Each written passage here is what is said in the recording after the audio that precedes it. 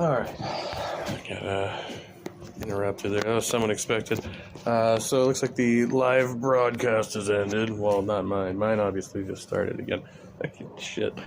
Let's see if this video is still up or not. I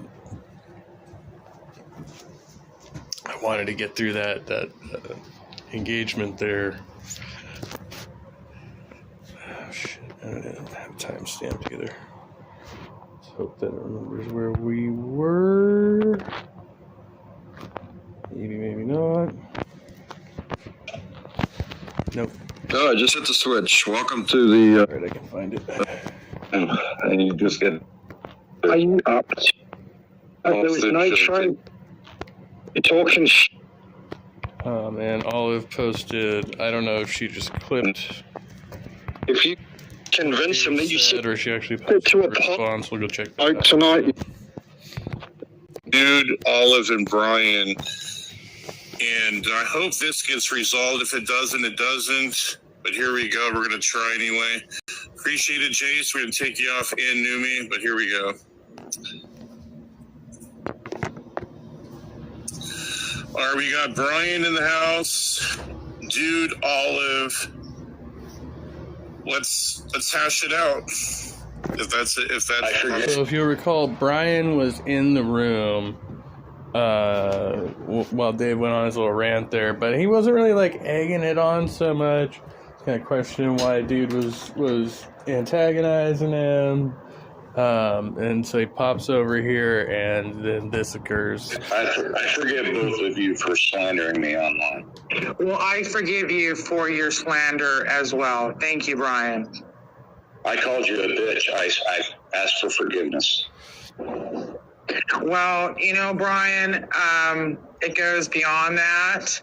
And I really do think that the words, it really needs, because the major issue is between you and Dude. Dude's my family. I stand by Dude. And I respect... I'll set things straight then. Yeah, because I'm going to be honest. So Brian, I'm going to be honest. I respected you. I cared for you. I thought that you were a good friend. Oh God. So let me tell the truth before you lied already. Didn't he call her a bitch? Didn't you call her a bitch? I said I apologize for that. When? Just now. I didn't have my headset on. I was too busy trying to get a clip of what Dave just said on the video. You were over there with him, and he called Olive a cunt and a bitch and a whore again on his video that's going on right now. And you know that, but you're not. You want to tell the whole truth, but you didn't bring that out, did you? All right. A private phone call was had. I couldn't even finish what I was trying to say. I couldn't even finish. No, Brian, no. I was speaking. And I was telling you, and you said, oh, God. So, Brian, are you here to make amends or not?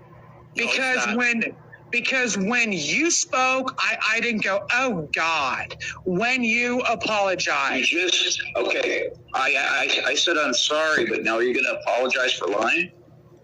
Are you going to apologize for lying? You just said I was my wife said I was a cheater. I have her right here. That's not true. What? And now you, and I was on a phone call with my wife, with the dude, and you, while we were laughing about Josh Music trying to murder somebody. Hold on a minute. Time out. Fuck you. Yeah, Oh, wow. So why are they laughing at some dude trying to murder somebody? I don't know enough about all this shit. Hold on a minute. Hold on a second. Wait a minute. There's no way he's bringing in any private conversations about Josh Music or anybody else when he private conversation. Comes in here tonight. He knows damn well two things. One, over at the stream he was just at, and he's like, we just want to do the full truth. Dave just dropped at 13 minutes on this video going right now about a 30-second Olive is a cunt, a bitch, a whore, and all these awful sexual things. So awful sexual things like coming on her tits. He kept quiet about that. Now, secondly, we did have a phone call. I never brought up the private phone call with his wife, okay? The same thing with Josh Music. But if you're telling me that you're not allowed at different channels and your wife doesn't allow you there, why doesn't she allow you there? You tell us. I don't have to divulge it. You tell us, Brian. Yeah. And so is your wife going to say that when Dave said that we are his family, and your wife's going to say, oh, well, that you have a new family now? That never happened? And praise, there's no way that we can have a conversation about ripping into Josh Music. Josh Music's not here, and we don't rip into Josh Music. And he's actually going to deflect to Josh Music's and say it the way that he did? Unreal. That is unreal.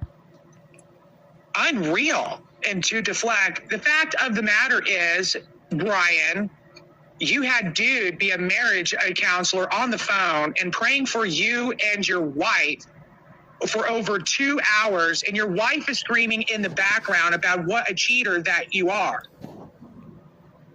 So I learned who you are real quick, especially after you did what you did to Dude.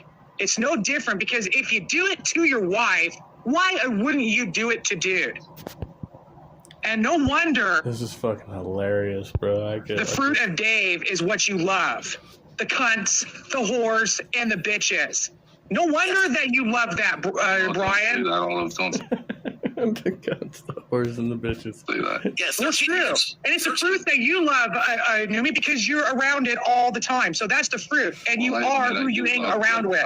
Whatever you said. Bad I'm not gonna company, say it ruins good morals. Bad company, it ruins good morals. I'm just And no a man. one's speaking out. Hey, hi.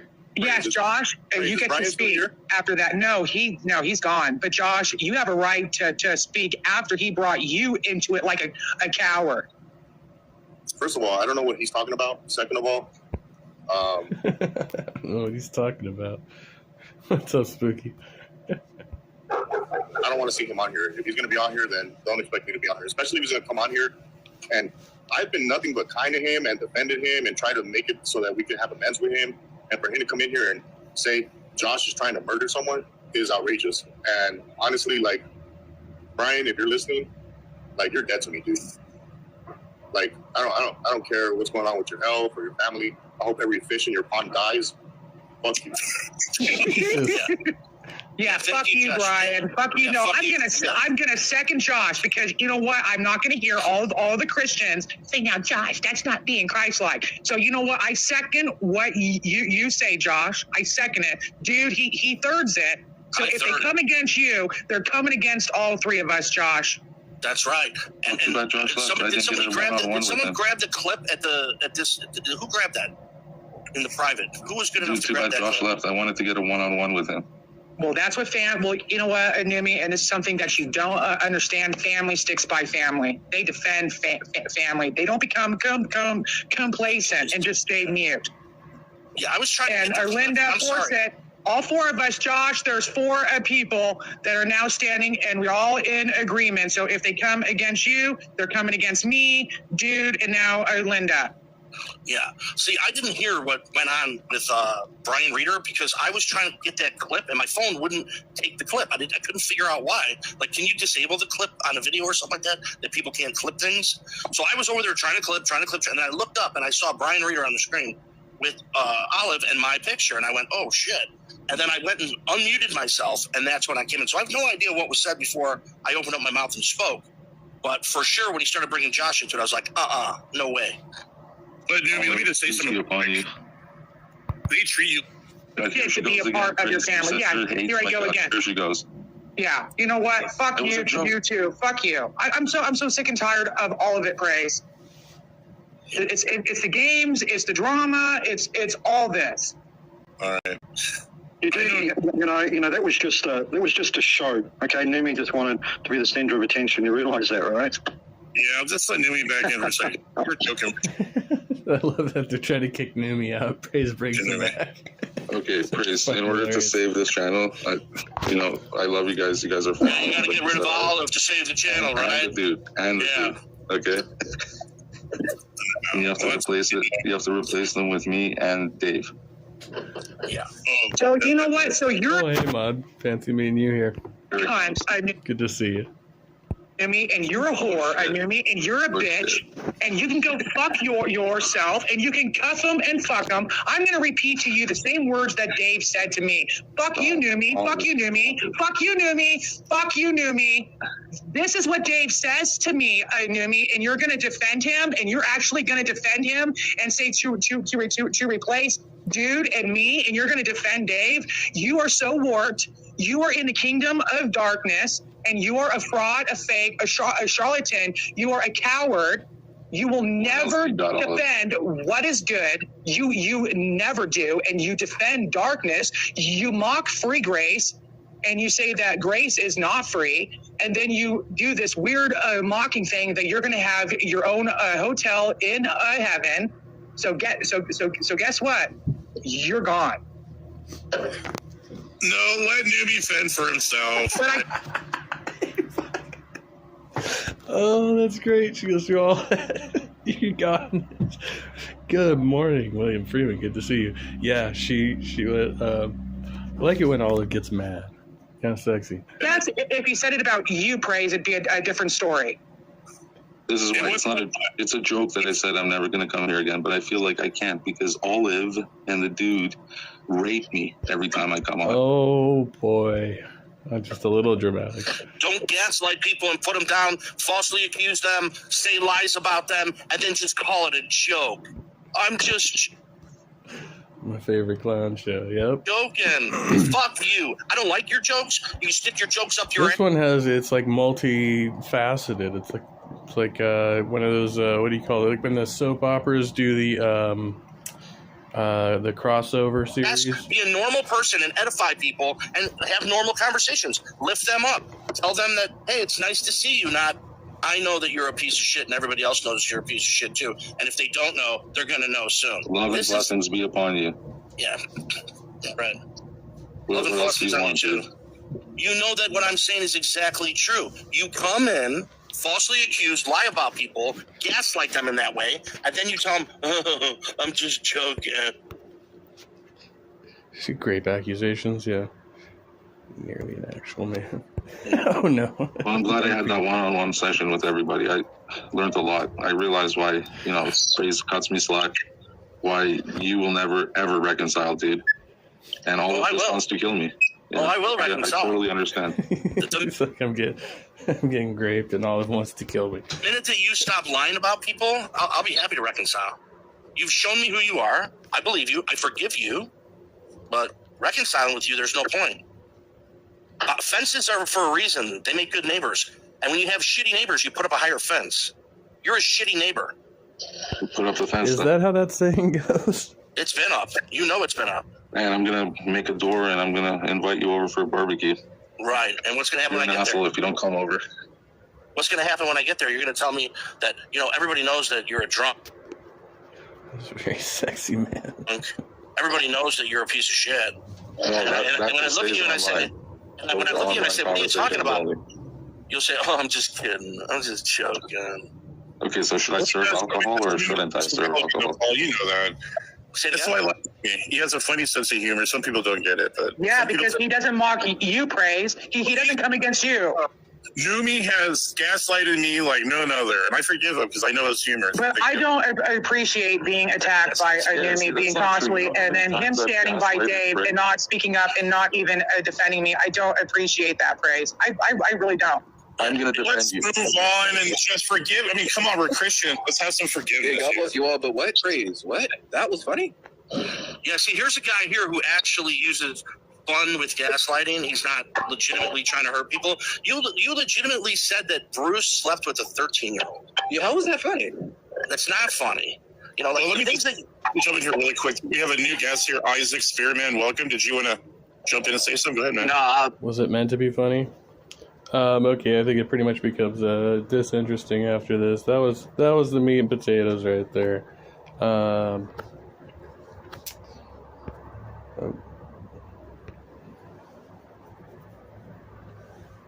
Hey, dude, you throw me out of the channel over there, off and on like a little prick.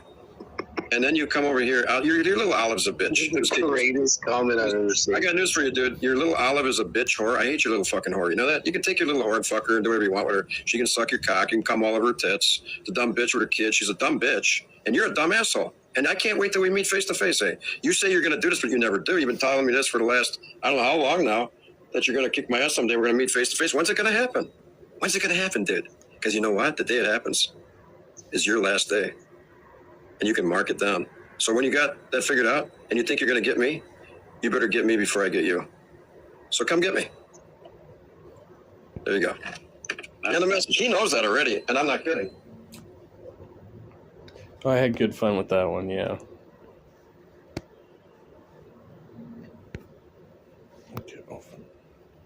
Great news for What's this? I'll have to go to my own chat to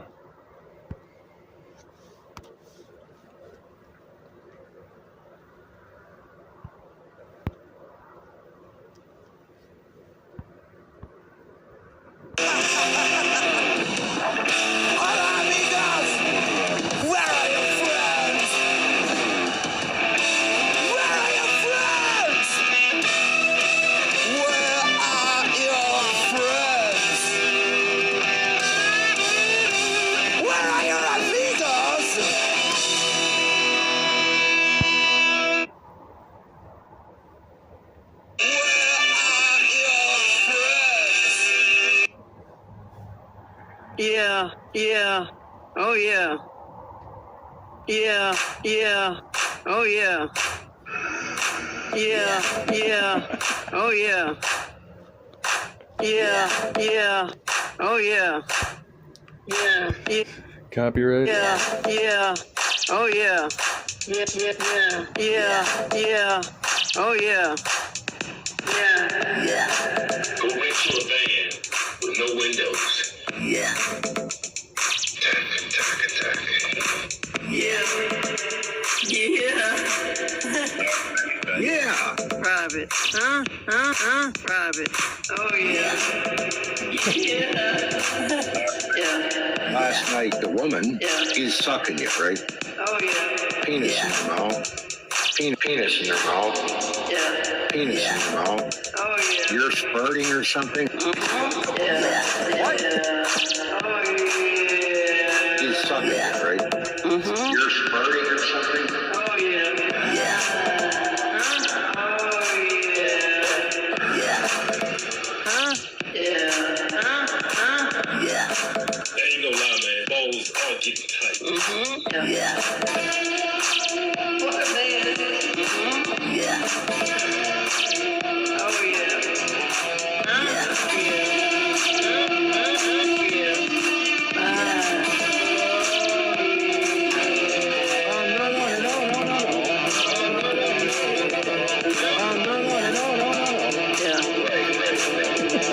Your foreskin in somebody's mouth. Why the hell not?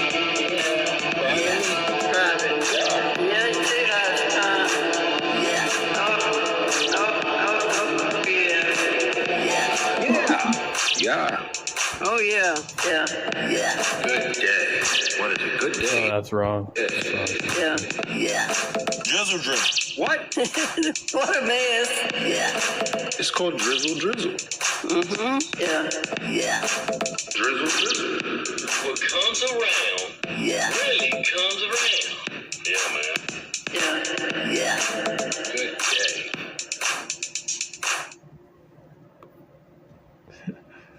Ingenious work there.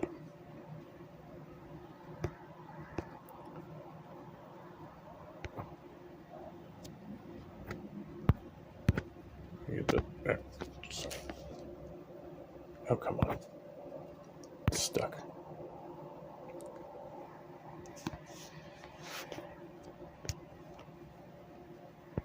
Okay, I got some. Oh, wait, back here. Gotta go back here. 1:20 in the AM. Apparently, it's just getting warm out. I might have to go Yeah. Hopefully I put it in here.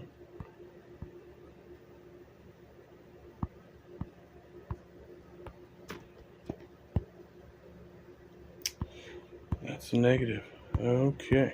Alright, we're gonna find it. More fun stuff from DeRoy.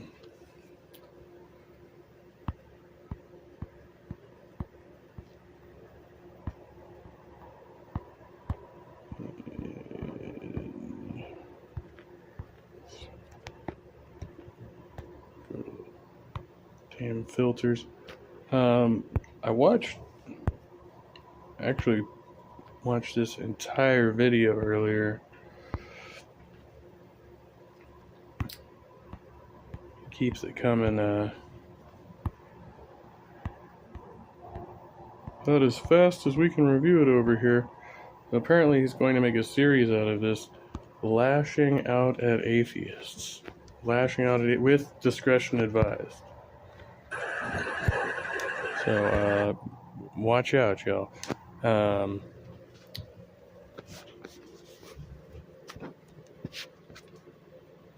Yeah, I forgot what I was going to say to intro this, but obviously, yeah, it's like an hour-long video, so buckle up for that.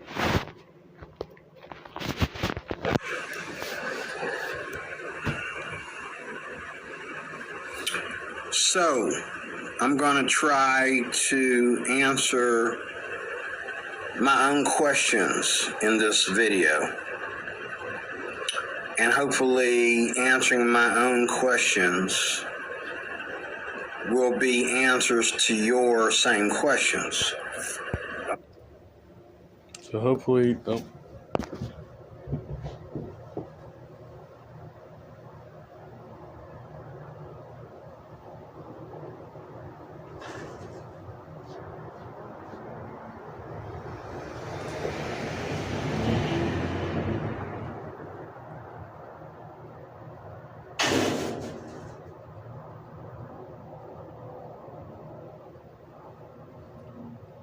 Excuse me, sorry. So hopefully you're going to be asking, you're asking yourself the same questions that he's asking himself that he's going to be answering, or something like that. Okay. And I'm just going to try to be punctual and brief, okay? I just did a short on the same subject. An hour is not punctual and brief, sir. This would be the director's cut, okay? Again, as I said in the short that I just did, the big deal about Christianity is that none of us cared about evidence, not the evidence you're talking about anyway. The evidence, there was two evidences that cause a person to be Christian. A Christian does not worry about, going outside the Bible or outside the church to find evidence. Maybe that's something idiotic about us. If you want to say that, that's fine. But nobody, I don't know if it's idiotic. It's definitely a very narrow-minded way of looking at the world. Come to church and you I guess it's kind of idiotic. Like looking for evidence on day one of you entering a church, or day one of you hearing he said it, not me. Gospel, and you enjoy it, but then you say, well, you go behind what we're talking about, or go behind the Bible to find out if this is legit or not. You're probably likely to not become a Christian. You're probably likely to either just blow it all off or go to the extreme, which would be an atheist. And how is that the extreme? You were already an atheist. If you were going in there and you didn't have a belief, and then you actually critically examined the belief and you didn't adopt the belief, you went in there and, like, in the same position that you were in, right?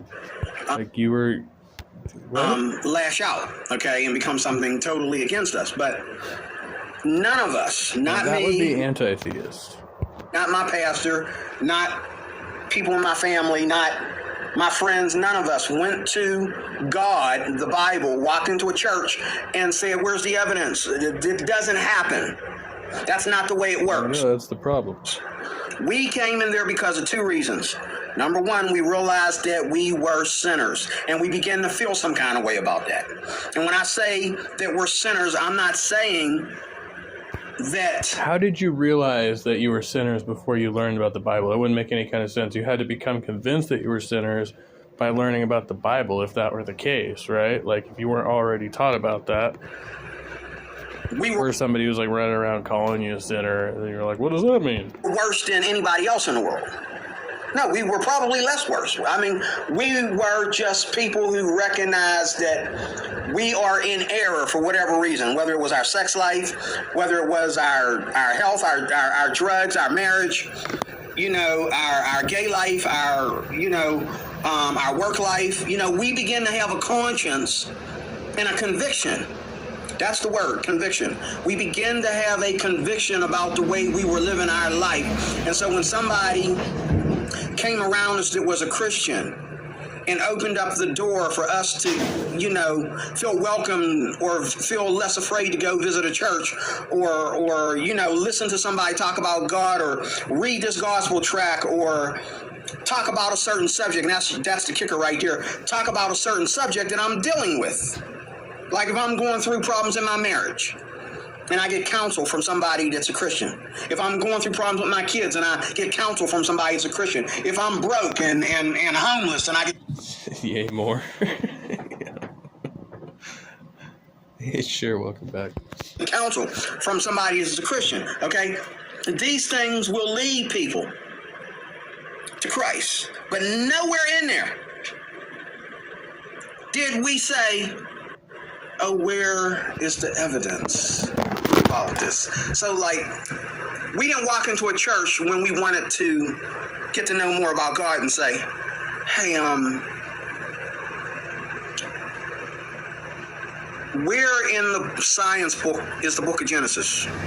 Where in science did man come from man or anything like that? You know, we didn't, you know, what's this have to do with evolution? Is, you know, I didn't see this in my science book. I didn't see this in evolution. First of all, usually when we walk into a church, our attitude is regardless of what something that is opposed to God is. Today, why does evolution necessarily have to be opposed to God? And this guy's like, you can have, you know, whatever, like divinely inspired evolution or whatever. Reason you walk into church, number one, you're looking to fill a void in your life. Number two, you are being led by someone who is manipulating you for their own reasons. Yeah, exactly. I'm not opposed to God. Today I'm on his side because I need to know. I need to learn. I need this conviction taken away from me. I need this feeling of sin to be washed out of me. Nothing that's evidence, nothing that is secular is going to help me right now. And this thing passes us and goes through us, okay? And it is the call of God. When you feel coming out... It's like the David Wood argument, like if I hadn't found Christianity, I would have been an axe murderer. There's two ways to handle it. When you feel that call of God, the Bible says...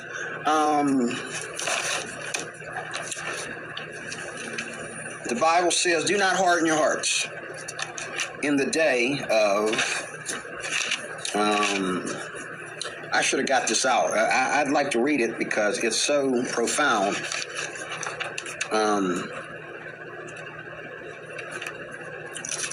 I've never, ever was concerned about evidence. I never, ever worried about, even when I had, back in 2013, I was... 2013? On YouTube, beginning YouTube, back in... You must be 2013. 213 was, I think, Jeffrey Dahmer's apartment number, and incidentally, my first apartment as well. 2013. I was beginning YouTube, okay? And that's when I began to really, really, really get busy with YouTube and the other ones and Facebook and that. And I began to really get busy. And I really began to... I didn't hear out here in Pittsburgh in public anybody ever come to me and say the word atheist around me. I didn't know what an atheist was. I didn't know what an atheist was until an atheist told me what an atheist was. I didn't know what an atheist was. I mean, here in Pittsburgh, you either, nobody, like atheists here in Pittsburgh are pretty much quiet, most of them. Or atheists here in Pennsylvania, I should say, are very quiet about it. It's like, if they don't want to hear you talk about God, they'll just walk out of the room. If they don't want to hear you talk about God, they'll make sure there's plenty of distance between you and me. And if they tell you that they're an atheist, that's it. Well, I'm an atheist. And so you go your way, they go their way. But this stuff on YouTube doesn't happen in real time. People do it on YouTube because they're cowards. Now, people like Aaron Raw will try to go out to the streets. He went to the Creation Museum and everything and protested and everything. Bite me, okay? That was totally unnecessary. But I want you to understand something right now, and I want you to listen very carefully. Okay. Christianity is a house, is a family. It's a house. It's a group of people. Is it a family, a house, or a group of people? Well, I guess a family could be a group of people. It's a party. It's a party? It's a group of people that have their own thing going on. Okay? Is it BYOB? So, we are separate from everybody. Everybody. Okay.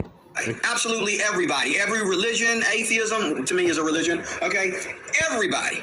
Yeah, to you it would be. We're separate from all of y'all. Every religion, including atheism. Every, stuff in the movies, Hollywood. When we're a Christian, and the best time to become a Christian is before you ever make any money, before you ever become big and all like that, because if you come big too early, you're not even going to see a certain side of Christianity. But,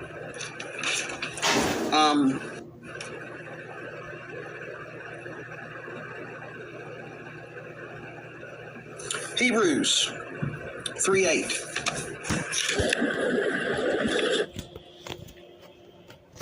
What do we say? You didn't know what an atheist was, but you knew what a sinner was? Yeah, it doesn't make family secrets. It's a family affair.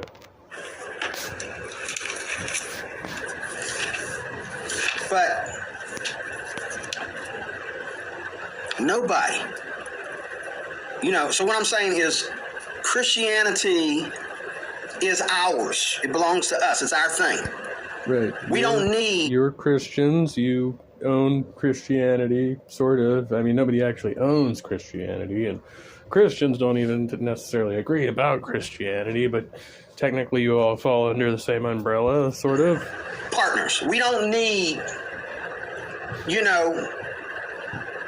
if there's more than one of us, we don't need you. We don't need... I don't know, though. I think a lot of Christians are aligned with, Jews, right? Most Christians, are like, well, Jews are kind of like us, but, they're just, they're missing that one part or something. But that's okay, because, whatever, I don't know, unless you're one of those Jew-hating Christians. They have those too, right?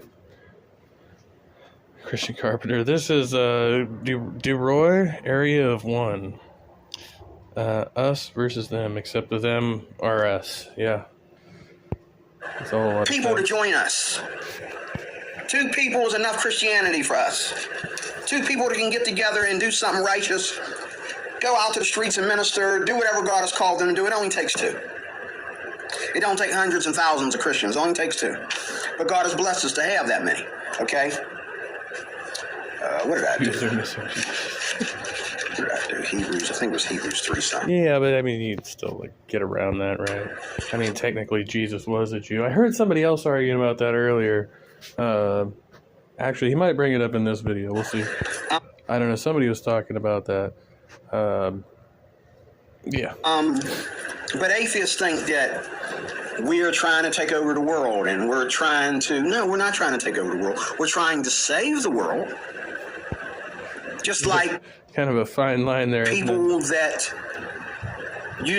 are writing books. The Nazis thought they were trying to save the world too. Well, sort of. And going out to the streets and telling people about the proper way to exercise and preaching veganism and motivational speakers that ain't Christian. Is that not evangelism? It's all evangelism.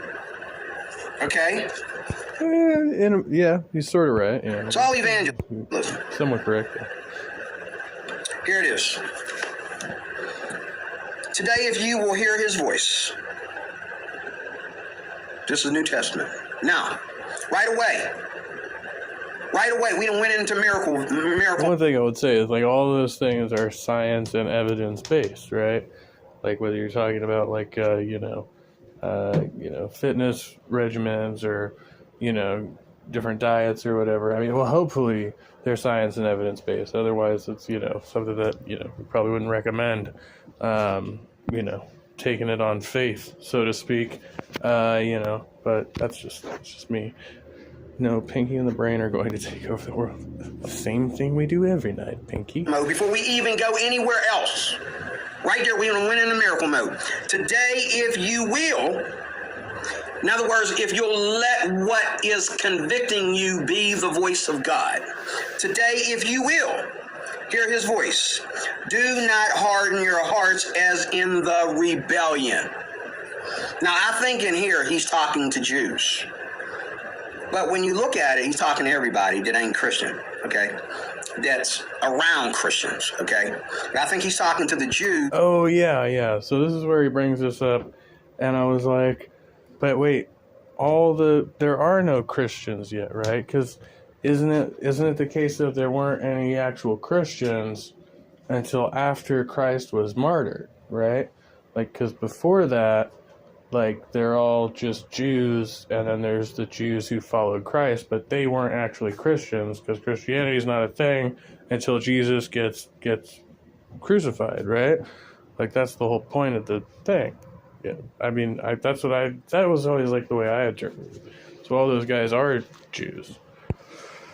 That didn't want to share God with the Christians. But he's saying they didn't want to share God with the Christians. Okay. I'm pretty sure they were ticked off because Jesus was saying he was God.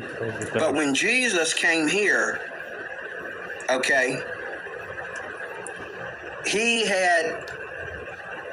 mission was the Gentiles. It wasn't really the Jews. It was the Gentiles. All that Jewish talking was to die on that cross for the sins of the entire world. The Jews already believed that they owned it all, until Jesus reminded them, going back into the Old Testament, that they failed God, okay? Yeah, you probably didn't want to be reminded of that either. The thing about being a Christian is for the salvation from Christ of the Sabbath. That we profane gospel means good news, money reward, you have to be sent out. So,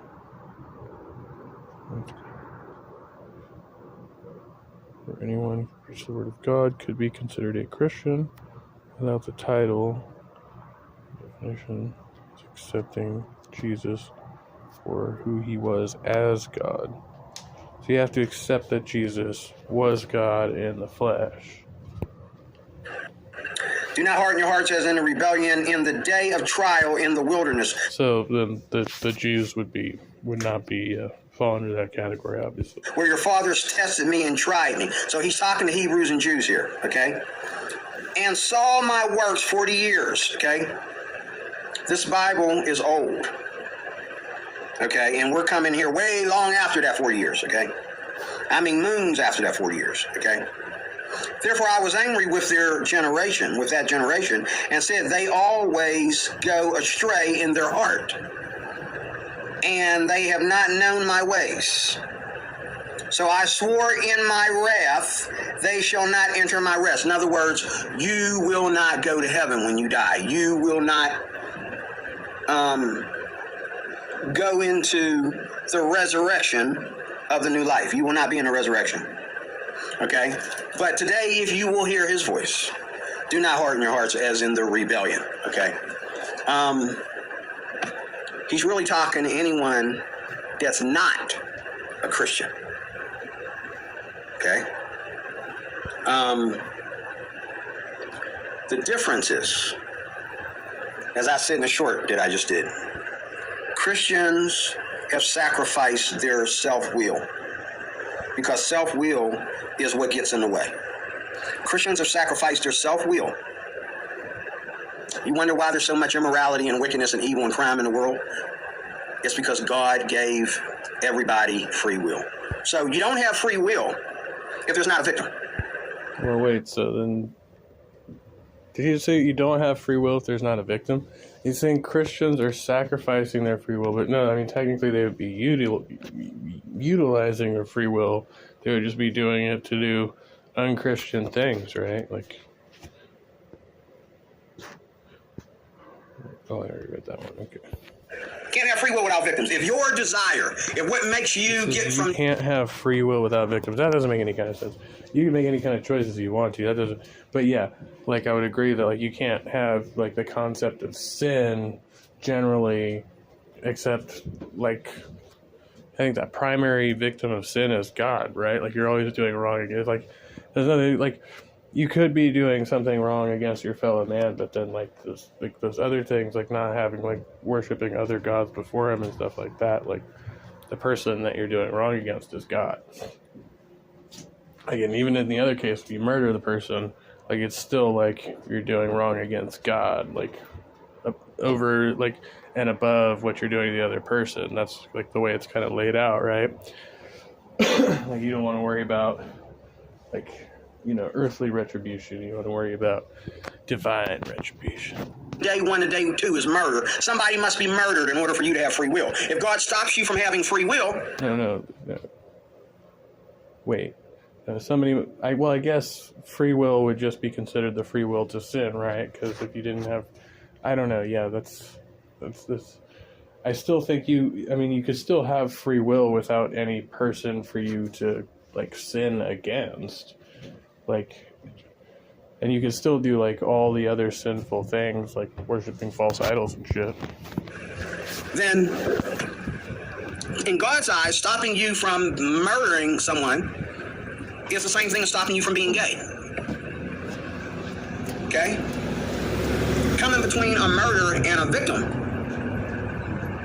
is the same thing as coming between a gay person and a straight person. Okay?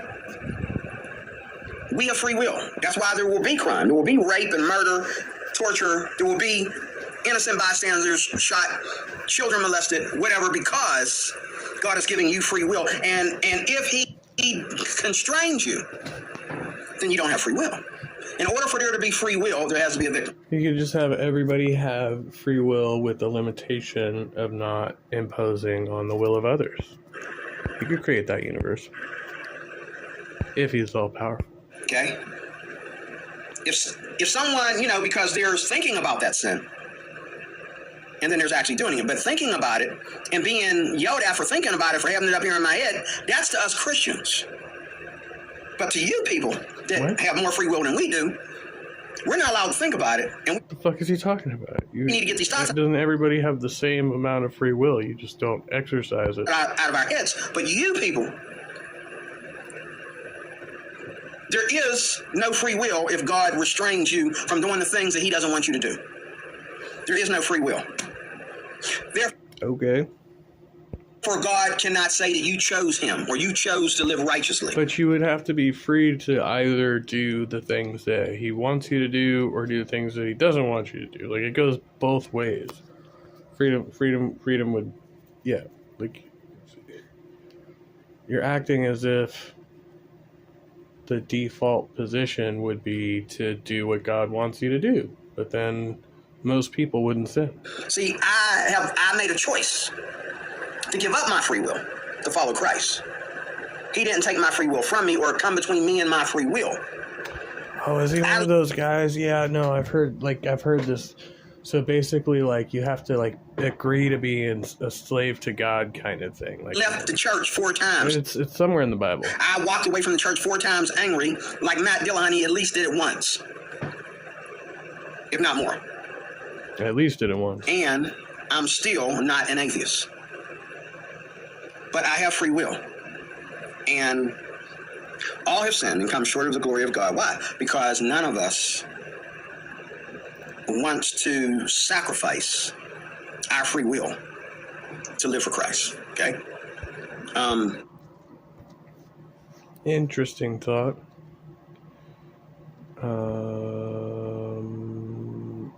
Okay. Wait, do they give their will over to God, or are we victims of free will? Now, like, are you saying that, like, the victims... Wait, you wouldn't have free will without the victims. But you have to give your free will up to God if you're going to be saved. So you can't have free will and be saved. Like, free will is only good for sinning. The only thing that stops me from killing people is the fear of prison, where my freedom will be taken from me. But what if God could put you in prison forever?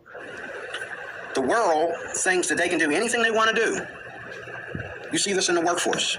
People get up there at work and they smile and they suffer you. They suffer whatever you say, whatever you expect them to do. You know what I mean? In my job, the customer comes first. The customer can say things and get away with it. He can be rude and loud and get away with it. The customer can demand things. You know, he can get the security guard mixed up with the housekeeper, talk to the housekeeper like she's his whooping girl or whatever, okay? And the company will say, oh, well, you know, be patient with the customer. But when you leave that job, everybody's going to see that sounds like he works at a hotel, huh? You were only doing customer service because there's money involved when you were at work dealing with these nasty, ignorant customers. It's the same way in real life. There's a part of you that has an agenda to do a certain thing, and then there's the real you. And usually the real you is laying down in burdens of sin. How many people have to go to the bar on Friday and Saturday night when they leave work? They got to take people to work with them to the bar. And most of y'all that do it got a wife or a husband waiting for you at home. Your wife is out with her male co-workers at the bar. And you say, oh, I trust her. I'm not the jealous type. And she says, my husband trusts me. He's not the jealous type. But okay, that sounds like a, you know, healthy, consenting, you know, relationship between two adults. Yeah. Her husband is not walking in there and seeing how she carries on when she gets a little bit of booze in her, how she hangs out with her male. Oh, she be flirting? She be fooling around? Male co-workers. You're not seeing that. And I've had people, I walked up on people, oh, I'm sorry, I thought that was your wife, bro. No, we just work together. Are you married? Yeah. Oh, how, so... I'm not going to ask him, but, well, my wife isn't the jealous type. Really? Does your wife hang out with, does she act like that when your wife is around? Do you act like that when your wife is around? He's getting jealous for other people's spouses. People are not enough. If that was my woman, no. To make us do right. And that's what the woman is for. You say that the woman, according to the Bible, has no authority. She's a slave. She's a sex slave, according to your Bible. That's what atheists say. No, the woman is here to keep the man accountable. And they do it on a secular level before they even understand that that's what God designed them to do. They naturally, you know. So therefore, you know, when a man goes out drinking with his buddy, he's always convicted, even though he doesn't respect his conviction. He's always convicted of what his wife thinks about that, because his wife's sitting there waiting at home. And if he walks in that house drunk, then she probably don't want to go to sleep. She probably don't want to share the bed with him tonight. If he walks in that house with an attitude, when she let him go out with his friends and get a drink, she's probably not going to want to share the bed with him tonight. How the fuck do you know? Maybe she's just fine with it. Like, you're just, like, making up this fucking scenario where... When I was married, I was taught in church, and I was under the conviction of what we call the Holy Spirit, that, no, man, we get together once a month, and we don't just get together with me and you do. We get to all the men together. We go bowling, okay? You know, and my wife and I, we had a rule in our home not to drink. Now I drink a little bit today, but back then, me and my wife had a rule where we don't drink at all, because she was a heavy drinker before she met me, and so she chose not to drink at all when she was with me, and I appreciate that. Even though I didn't mind drinking a little bit, but she couldn't handle her booze, so she decided not to drink at all. So, you know, she kept me accountable. She kept me accountable from everything, from dealing with the children. She kept you accountable for her drinking problem? Cleaning the house, to keeping myself on the job, getting along at work, you know, and on top of it all, knowing how to treat a woman. Understanding, learning as you go along, what keeps a woman happy and happily married. It's a shame all that and it still didn't work out, but she kept me accountable until she didn't keep me accountable. And she was glad to do it until she wasn't glad to do it anymore. Yeah, that's generally the way it happens. We're getting to know a little bit about DeRoy's past here. Because she wanted more out of me, she went to that place, we call it feminism, that didn't stir right with me. And so I began to like, hold up. Let me tell you something. I'll let you win any argument. I'll let you tell me anything. I will always put you first. You can have the money, the keys. It's all yours. But I am the king of my castle. Watch how you talk to me. Watch how you treat me. I give you all authority in this house. But when you begin to think that I'm one of the kids, we have a problem. When you forget who I am, when you forget that we are a Christian family and this is what we practice and preach, we have a big problem. So his wife got into feminism and apparently forgot that he was the king of his castle and they were a Christian family. When you lord everything I've given you over me, we have a problem. I've given you this whole house. I've given you authority over me, these children, what I do. You know, I got no female friends, but you got male friends. Okay, I'm not allowed to do certain things because you demand for me to be at home. Yeah, I've kind of been in that situation. I can relate a little bit. And if I leave the house when we're not getting along, that's horrible. But I'm home. I come straight home to you every day. But there's times you didn't come straight home to me.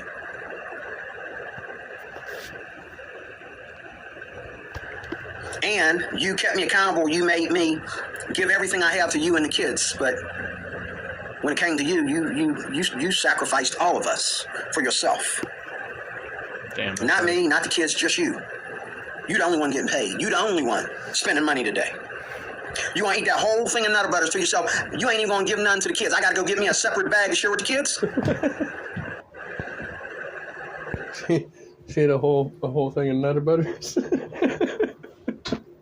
Do you think that's a true story? Is that some kind of a... If we stick to God's word and don't falter, we can't go wrong. But the minute we become wanton against God and doubt this or preach this in a tone that's not true, then we become a mess. And I'm going to stop there. But then apparently he's going to continue because we're only halfway through this video. Because I lost my train of thought, but I'm stop there. I'm doing another part of this, but Christianity is not, we've never ever worried about evidence. Nobody walking into a church. This is where atheists are fat liars.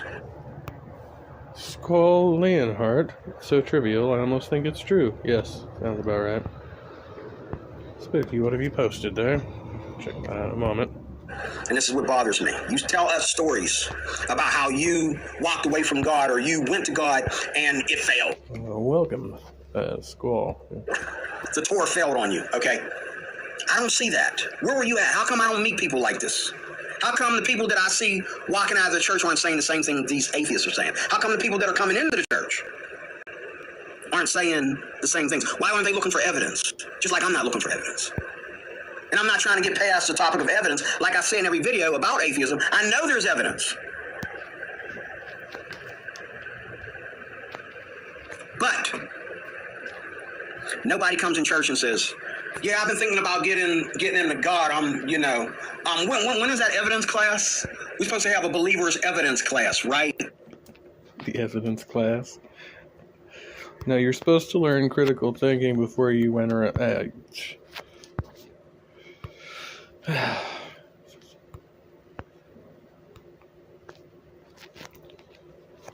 There's a problem too, because he's not, obviously most people are going to be getting indoctrinated when they're kids before they go and learn about their reasoning skills and such, Okay, let's see what Spooky posted about.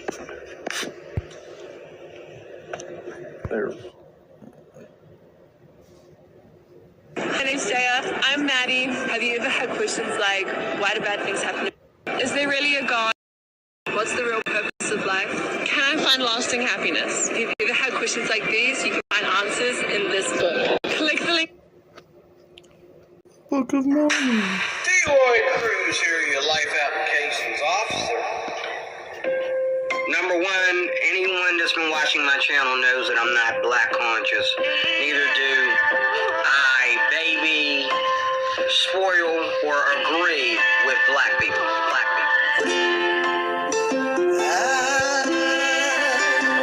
I'm so hoarse. Lamonti, okay.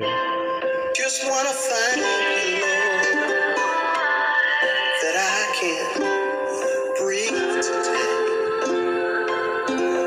Oh, I can breathe.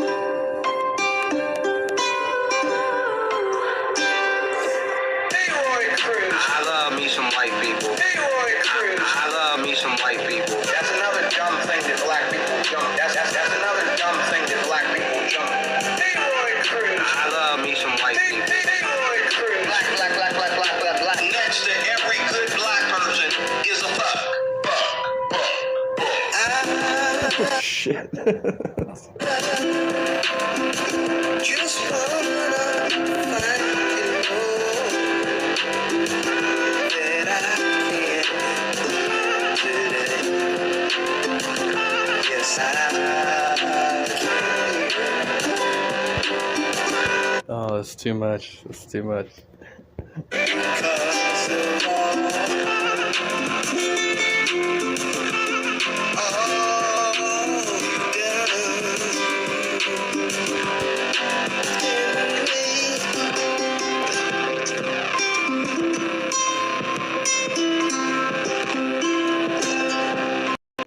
now that's just a piece of the song.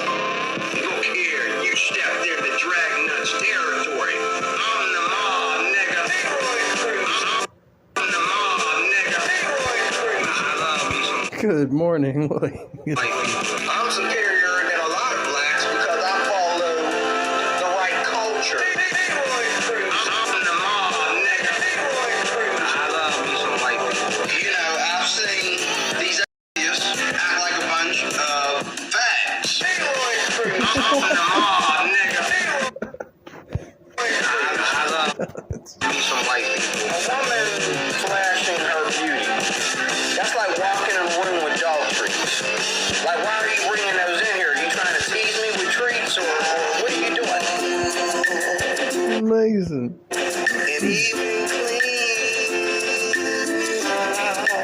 I think women are naive. I love Jesse Lee Peterson. I think he's got a great mind. Oh, he does.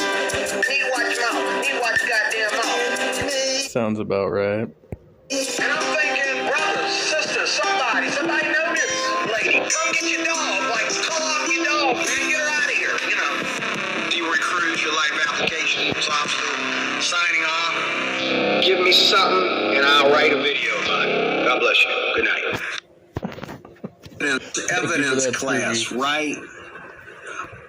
None of us did that. We never worried about it.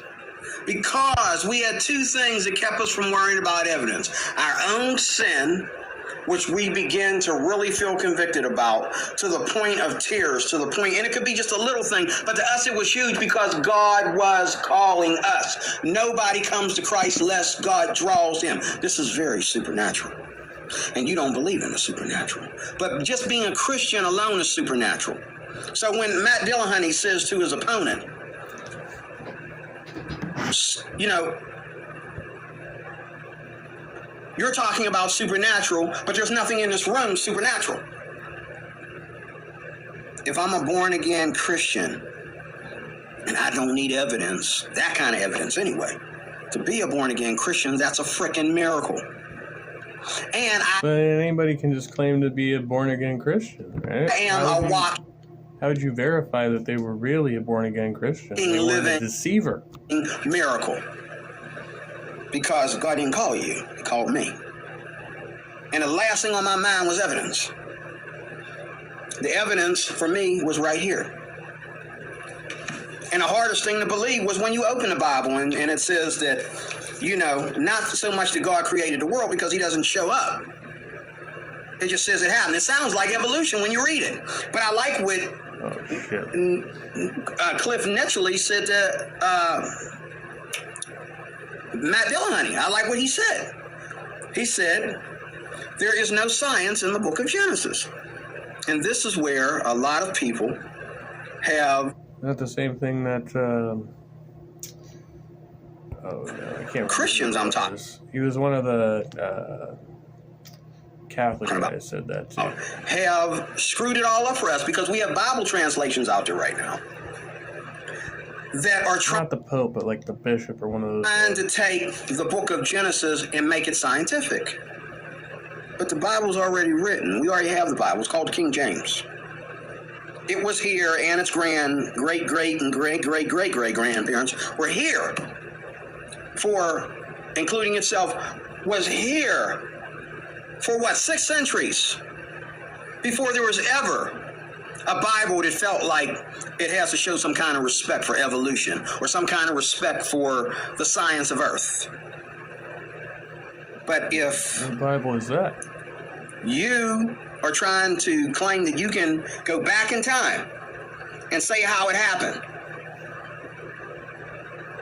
to me, that's just as hard as believing.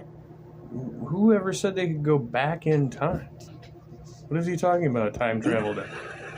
In the serpent that spoke to Eve. That's just as hard as believing in, the children of Israel crossing the Red Sea, or the burning bush, or David and Goliath, or whatever, the resurrection, which Matt Dillahunty has a horrible time understanding the resurrection of Jesus Christ.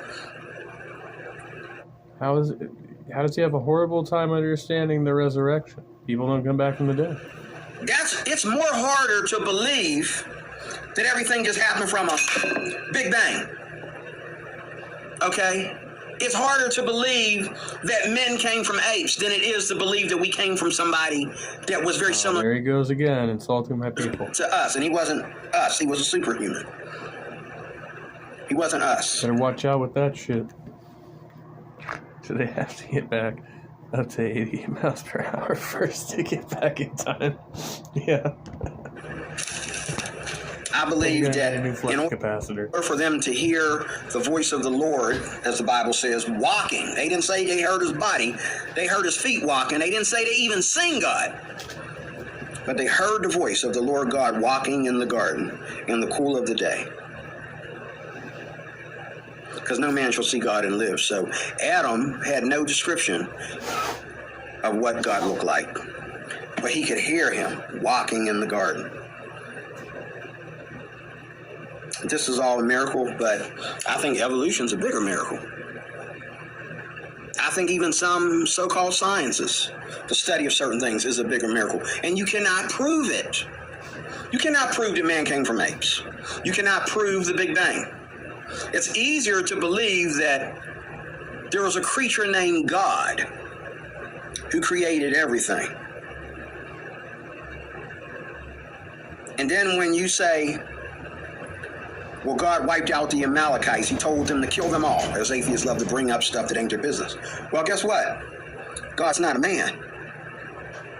If your dog will bite before it will show himself friendly. God is not a man. He made the animals. He created the animals. He created the animals to attack first and ask questions later. All of them, even cats, from the smallest to the largest. Kill and eat first, ask questions later. Maybe later you can tame me, but right now I'm going to eat you. With no apology. I'm going to swallow your blood. What kind of God? You say, what kind of God sends people to hell? What kind of God creates animals with teeth that can tear bones? He doesn't. What kind of God created the pit bull or the Rottweiler? I think we bred those animals. What kind of God created the lion and the tiger, the hyena, the rattlesnake, the cobra?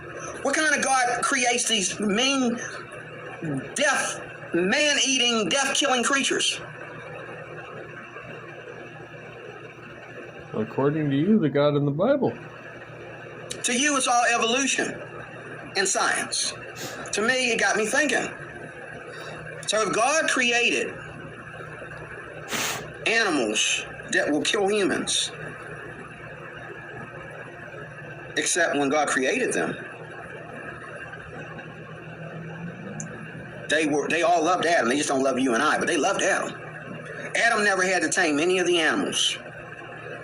All he had to do was name them, and whatever he named them. In fact, he was trying to sleep with them, wasn't he? Pocomo, come here. Pocomo, come running.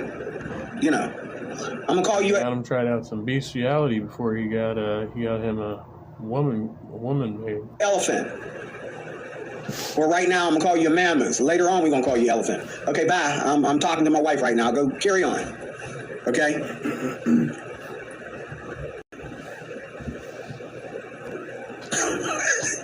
But when I get into this Bible and I think about all the things that God made, and I think about what we call science and evolution, and you're worried about the resurrection of Jesus Christ. I'm not but you never worried about it. I don't know why you think I would be worried about it. About the person. See, you didn't know that Jesus Christ is also reincarnated because he's God. I'm more concerned about the Trinity than I am the resurrection. Yeah, I don't know how you could say that God would be reincarnated. I think we've talked about, like, so God, like, if he always was, he wouldn't become, like, reincarnation is like becoming again, but you wouldn't become again because you always were, like, consistently throughout. There's no, right? Like, there's no incarnation to be a reincarnation because that's a, yeah. Because to me, the resurrection is, if I put you in the ground and you get up out of the ground or the tomb, whichever one, and start walking around like Jesus did, start walking through walls like Jesus did. It's very simple to me. And if somebody tells me I wasn't there to see it, but somebody... He was walking through walls, too? This guy doesn't make sense half the time. Yes. Delroy, love this man of content. Welcome, Jill. He told me. And then I witnessed a bunch of people to say, yeah, you know, you can see where he climbed up out of the ground. Somebody took his body out of the ground, and then we saw him. I mean, he wasn't buried in the ground. I thought he was in a tomb in a cave, right? He wasn't in the ground. We saw him. He spoke to us. 20 people tell me that. And I can see a big old hole in the ground where this person climbed up out of his grave. Okay, we got an issue here. We have something we need to be concerned about. When you tell me that Jesus was always here, with God, was God, in the beginning with God, that's more hard to imagine. And then he was reborn of a virgin so that he could be fully man. He was born of a virgin. Matt Dillahunty claimed he'd been in the church 25 years, okay, and he asked Trent Horn a question. He said, why did she have to be a virgin? Okay. She had to be a virgin because God was not trying to fornicate and he wasn't trying to get married. She had to be a virgin because God wasn't trying to fornicate and he wasn't trying to get married? That's why? What? We all need holes to crawl into, yeah. She needed to be sexually pure because after she had the baby Jesus, she was still going to be sexually pure. Now, I don't know if Matt thinks that the Holy Spirit slept with Mary, like some Catholics do, but she was still a virgin when she gave up her firstborn son. She was still a virgin. That's what's so special about the Virgin Mary. Not the fact so much that God picked a virgin, but that when you realize that she still was a virgin, then you understand why she needed to be a virgin. And so when Joseph, when she got pregnant, he was like, oh, God, she's cheating on me, and I'm still going to marry this woman? But the angel spoke to Joseph. And Joseph had to take his word for it. Okay? And these things are hard to believe. But once you are called of God, when Matt Dillahunty says, I'm not convinced, you're right, Matt, you're not convinced. But that doesn't matter that you're not convinced. Okay? Because when I read this Bible, they were. And whether you were convinced or not, that didn't keep it from happening. Why am I trying to convince you? I don't have to convince you. Because the whole point earlier, you're talking about evangelizing. You want to evangelize. You want to persuade people to become Christians so you can save the world. Remember? That's your mission as a Christian. Nobody convinced me. Like I said, I was not looking for no evidence. I knew from just being around people that don't act like, just like when I was a little kid, me and my mom lived in two parts of Pittsburgh. One was McKeesport and one was Homewood. You can call them two parts of Pittsburgh. I think they're both in Allegheny County, okay? And they're far away. One's about 40 minutes from the other, okay? In the wintertime, we spent time with my grandmother, and in the summertime, we went back to McKeesport. When we would we would spend the fall and the winter with Grandma, and when we would do that, I got to see everything from fornication to Michael Jackson and Soul Train and Cameo, Earth, Wind, and Fire. You know, I started... Wait, did he just say he saw fornication, Michael Jackson, and Soul Train at Grandma's? Watching MTV, Black Entertainment Television, you know, and I realized that there's a fine line between all this, including everybody's sex life, including my gay friend across the street. There's all this, and then there's this little thing called Christianity. And when my mom would try to take the kids to church, get all of us together and go to church, I had to go to church, or my butt was going to be sore. But all my cousins, they refused unless my aunt got together with my mother. It kind of sounded wrong when he said it like that. I mean, I know what he meant, but... And she said, take your butt to church, okay? But then there were some times when my mother had the authority from my aunt to make everybody go to church. But... I know. Oh, good night, Cher. Thanks for coming by. I crawled out of a gutter and that was a miracle? Yeah. I can see that. We've all got miracles in our lives. So there's this shadow of the Holy Spirit that comes up in the Old Testament, and it also happens with Mary. Oddly enough, I don't think it happens for Elizabeth, but John still has the Holy Spirit also, even if there's a mission you can say no. Yeah.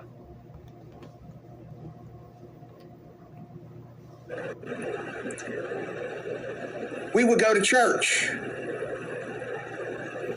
and everybody felt out of place because in their mind, and it's true, when we sit in front of MTV and we watch Michael Jackson videos and we watch, you know, R-rated movies and all like that, for us that was church.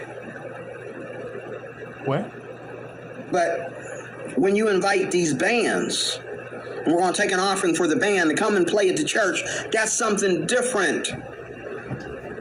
And I realize this is the most beautiful thing, and atheists love to make fun of this stuff, but I went to Jesus camp as a teenager. And I remember when I was first in drip. I went to one of those one time. It was with a youth group I was with for a little bit, and we went to one of those, it was like a snow trip, but with the church group. And yeah. I think we spent the weekend out there or something. It's pretty expensive. With the Holy Spirit. I remember the sermon preached, and I remember I had a crush on the beautiful girls from Lee College that were up there singing, and they had one of the guys had an acoustic guitar, and the head pastor up there was Brother Gibson, and Brother Gibson had his electric, and we had a piano keyboard player up there on the stage, and they would get together and they would play for the band from Lee College, and it was so beautiful, and these women were so beautiful, and I'm thinking, these women love God. And one of them had a boyfriend, he was in the band, and he loved God. You could tell that they don't fornicate. that he was very careful how he handled her. He didn't want to call, and he wasn't trying to hide anything or be something or be a hypocrite. He didn't want to depress his luck. He did not want to ruin things. And these girls, you know, they were young and they were beautiful and they were fully dressed, no cleavage. Okay. But they was up there stepping and clapping their hands, a tambourine going and all like that.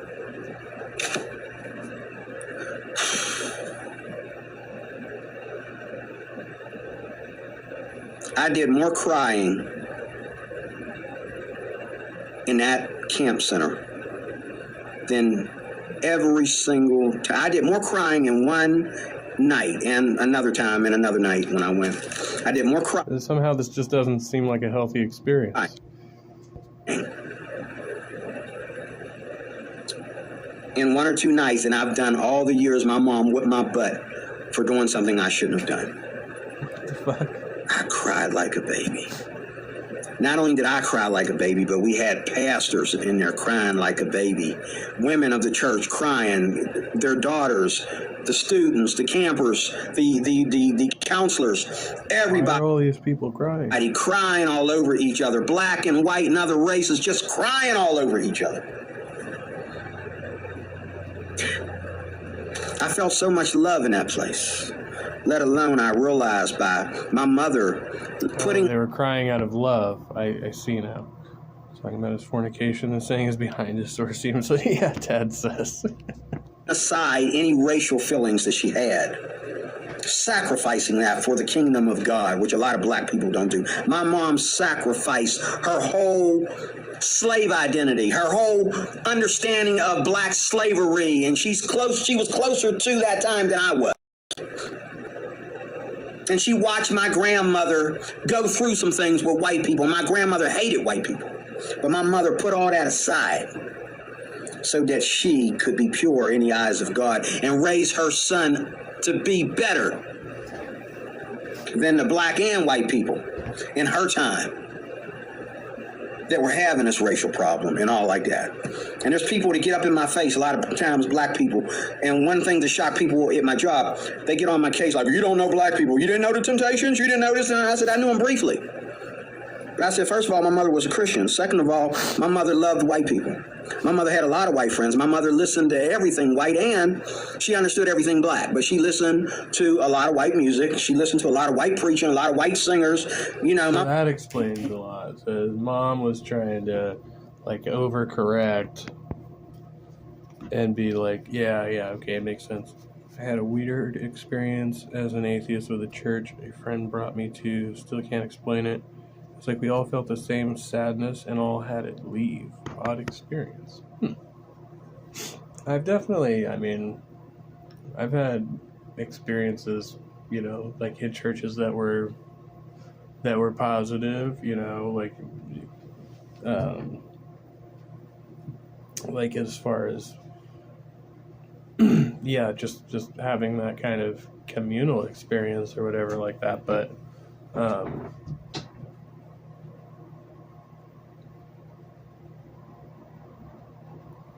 yeah, I don't know if I've ever had like this, like the wave of sadness that's being described here, it's just like alleviated or something. Like, yeah, I've definitely had more like the awkward experiences where I was just not really feeling much of anything that was going on, and I just kind of felt stuck there. It's weird to get up and leave.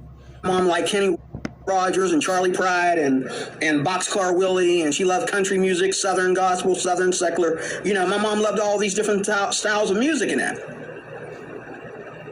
She did not want me to grow up to be, and when I tell people that, they get real quiet on me because they know that's where it comes from. You are, and this is my closing, you are encouraged and influenced into sin. We're all sin. Bible says when we're born, as the sparks fly upward, we're sinners, but you are encouraged into more and more and more and more sin. And one thing I never did to my mom that my daughters did to me is I didn't blame my mother and put her faith mixed in with her being my mother and having the authority to control my behavior. She tried anyway. You really don't have the authority, but you try, and there's nothing wrong with that. To control my behavior, to control who was influencing me, my outside influences and all like that. Okay? But I never, ever looked at it like the atheists look at it. And my daughters, you know, they heard some atheists, you know, shout out some atheist rhetoric when they were in high school. You know, they were being indoctrinated with this stuff.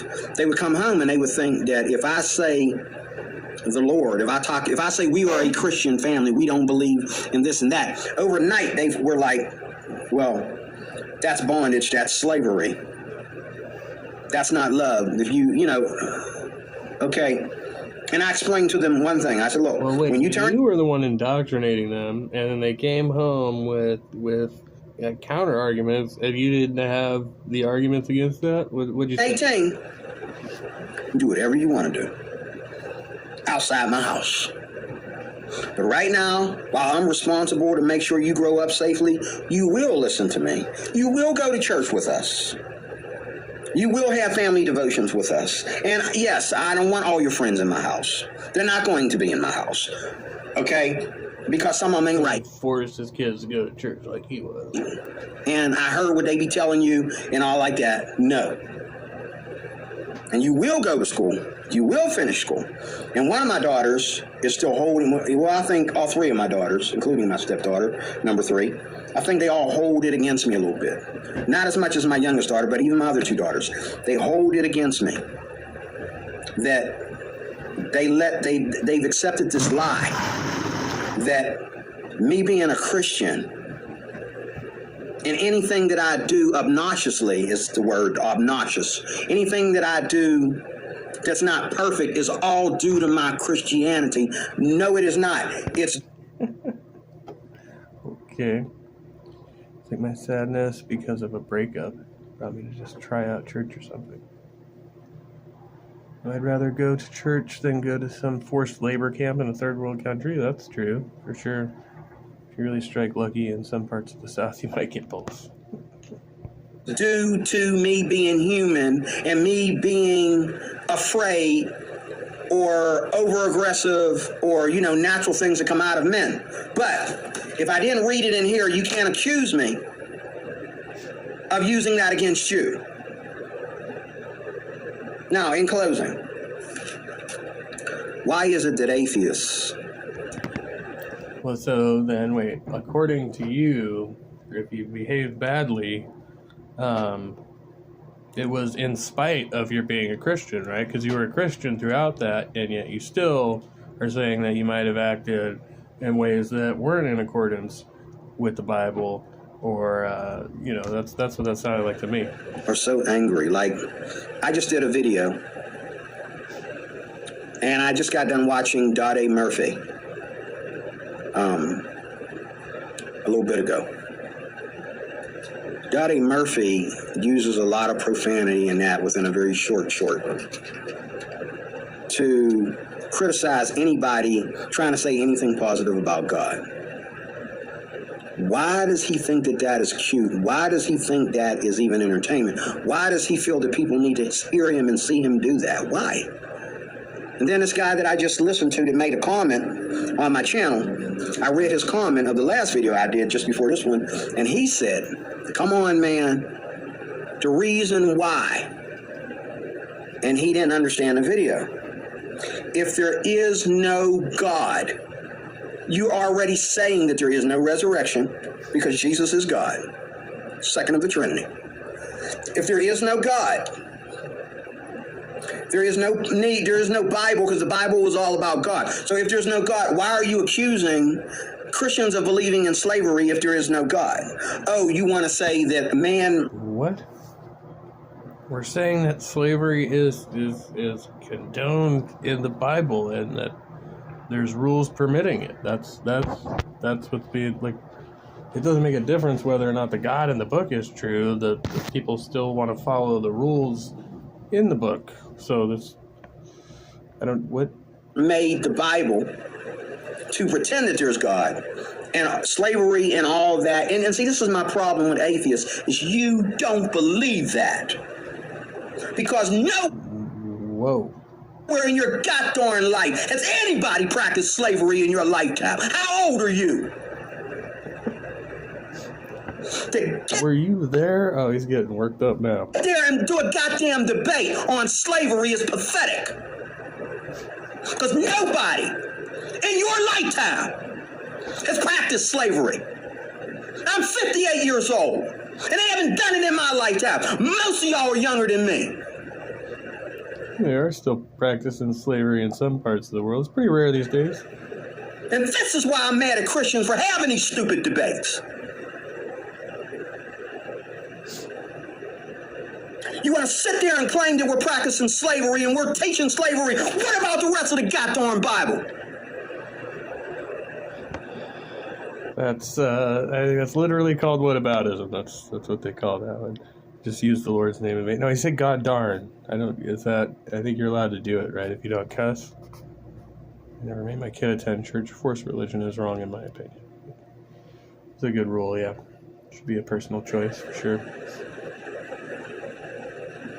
It's a lie. Nobody's practiced slavery in your lifetime. Not a Christian, not an atheist, not a fascist, not a Democrat, not a Republican. Nobody. Okay. Nobody. It's entertainment. It's what it is. And then y'all gonna sit there and have Cliff naturally sitting there, getting upset with Matt because the audience is asking, well, hey, Cliff, if you don't believe in slavery, and why does your God and all this kind of stuff? First of all, Cliff, you're the first idiot in the room. Because if someone had came to me and said, I would like to have a debate with you about slavery, I would say, stick your head in the toilet, go to hell. What are you talking about? Who's practicing slavery? Give me your phone. Call 911. Who's practicing slavery? This is pretty funny. If you can't see the good, pick on the worst.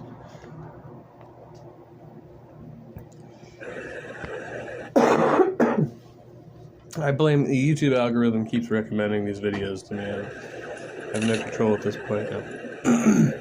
But then, Chris, if you're the one that wanted to have this debate, how arrogant are you?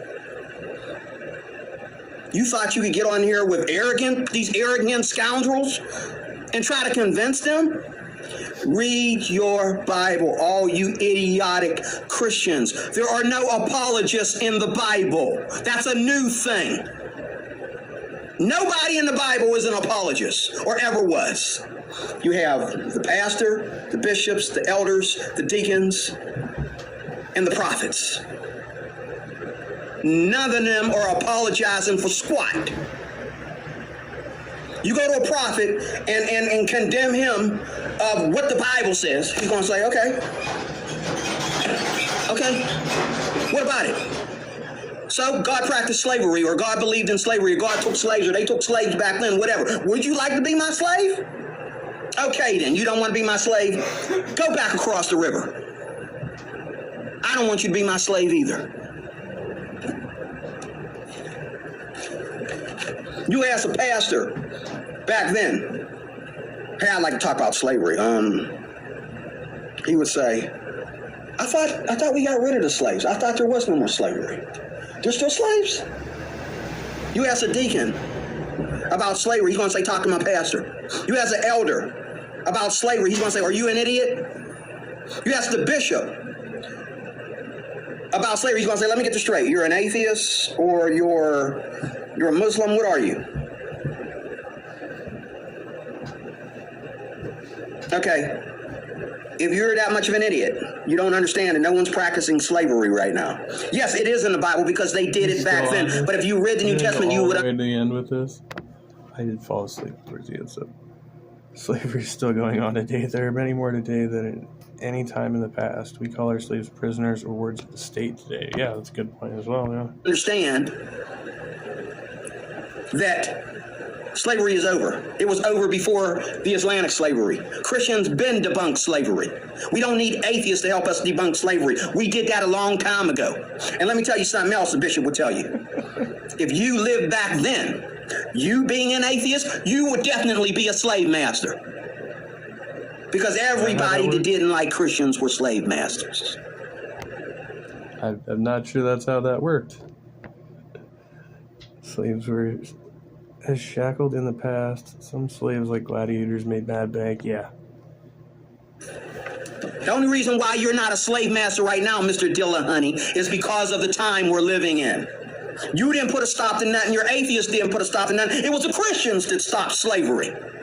It wasn't even the presidents that stopped slavery. It wasn't even Abraham Lincoln that put a stop to slavery.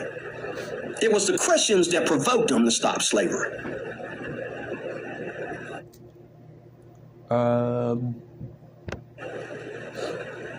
Oh boy. And this is where I lose respect for atheists.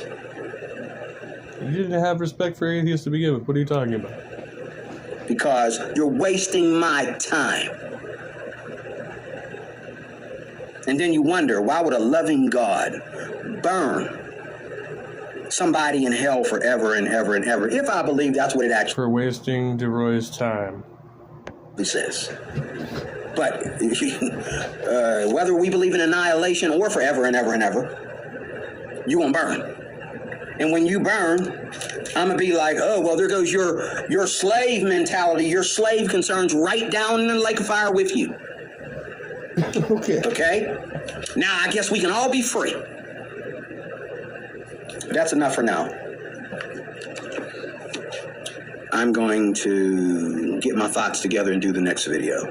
I don't even know what to call this. D-Word Cruise Life Applications Officer, thank you for watching. And I will see you again soon with part 2, part 3, part 4. This might be a small series, just like I just got done doing. But atheists came knocking on my door via YouTube, so now I'm going to invite you in and get out my belt and whip your butt again. You ain't gonna learn anything, but I'm gonna still whoop your butt. God bless you. Ouch.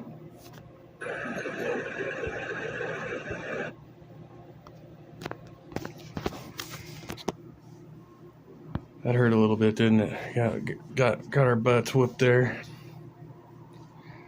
Sometimes being a slave back then could be worth it. Oh yeah, Rome, yeah.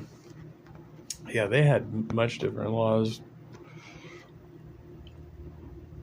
Respect is in the negative. So we got 232.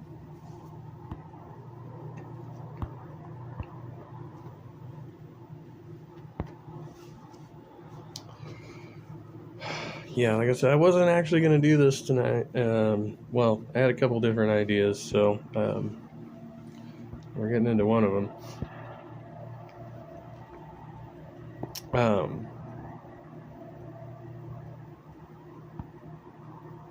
It's my history? Oh, my liked videos.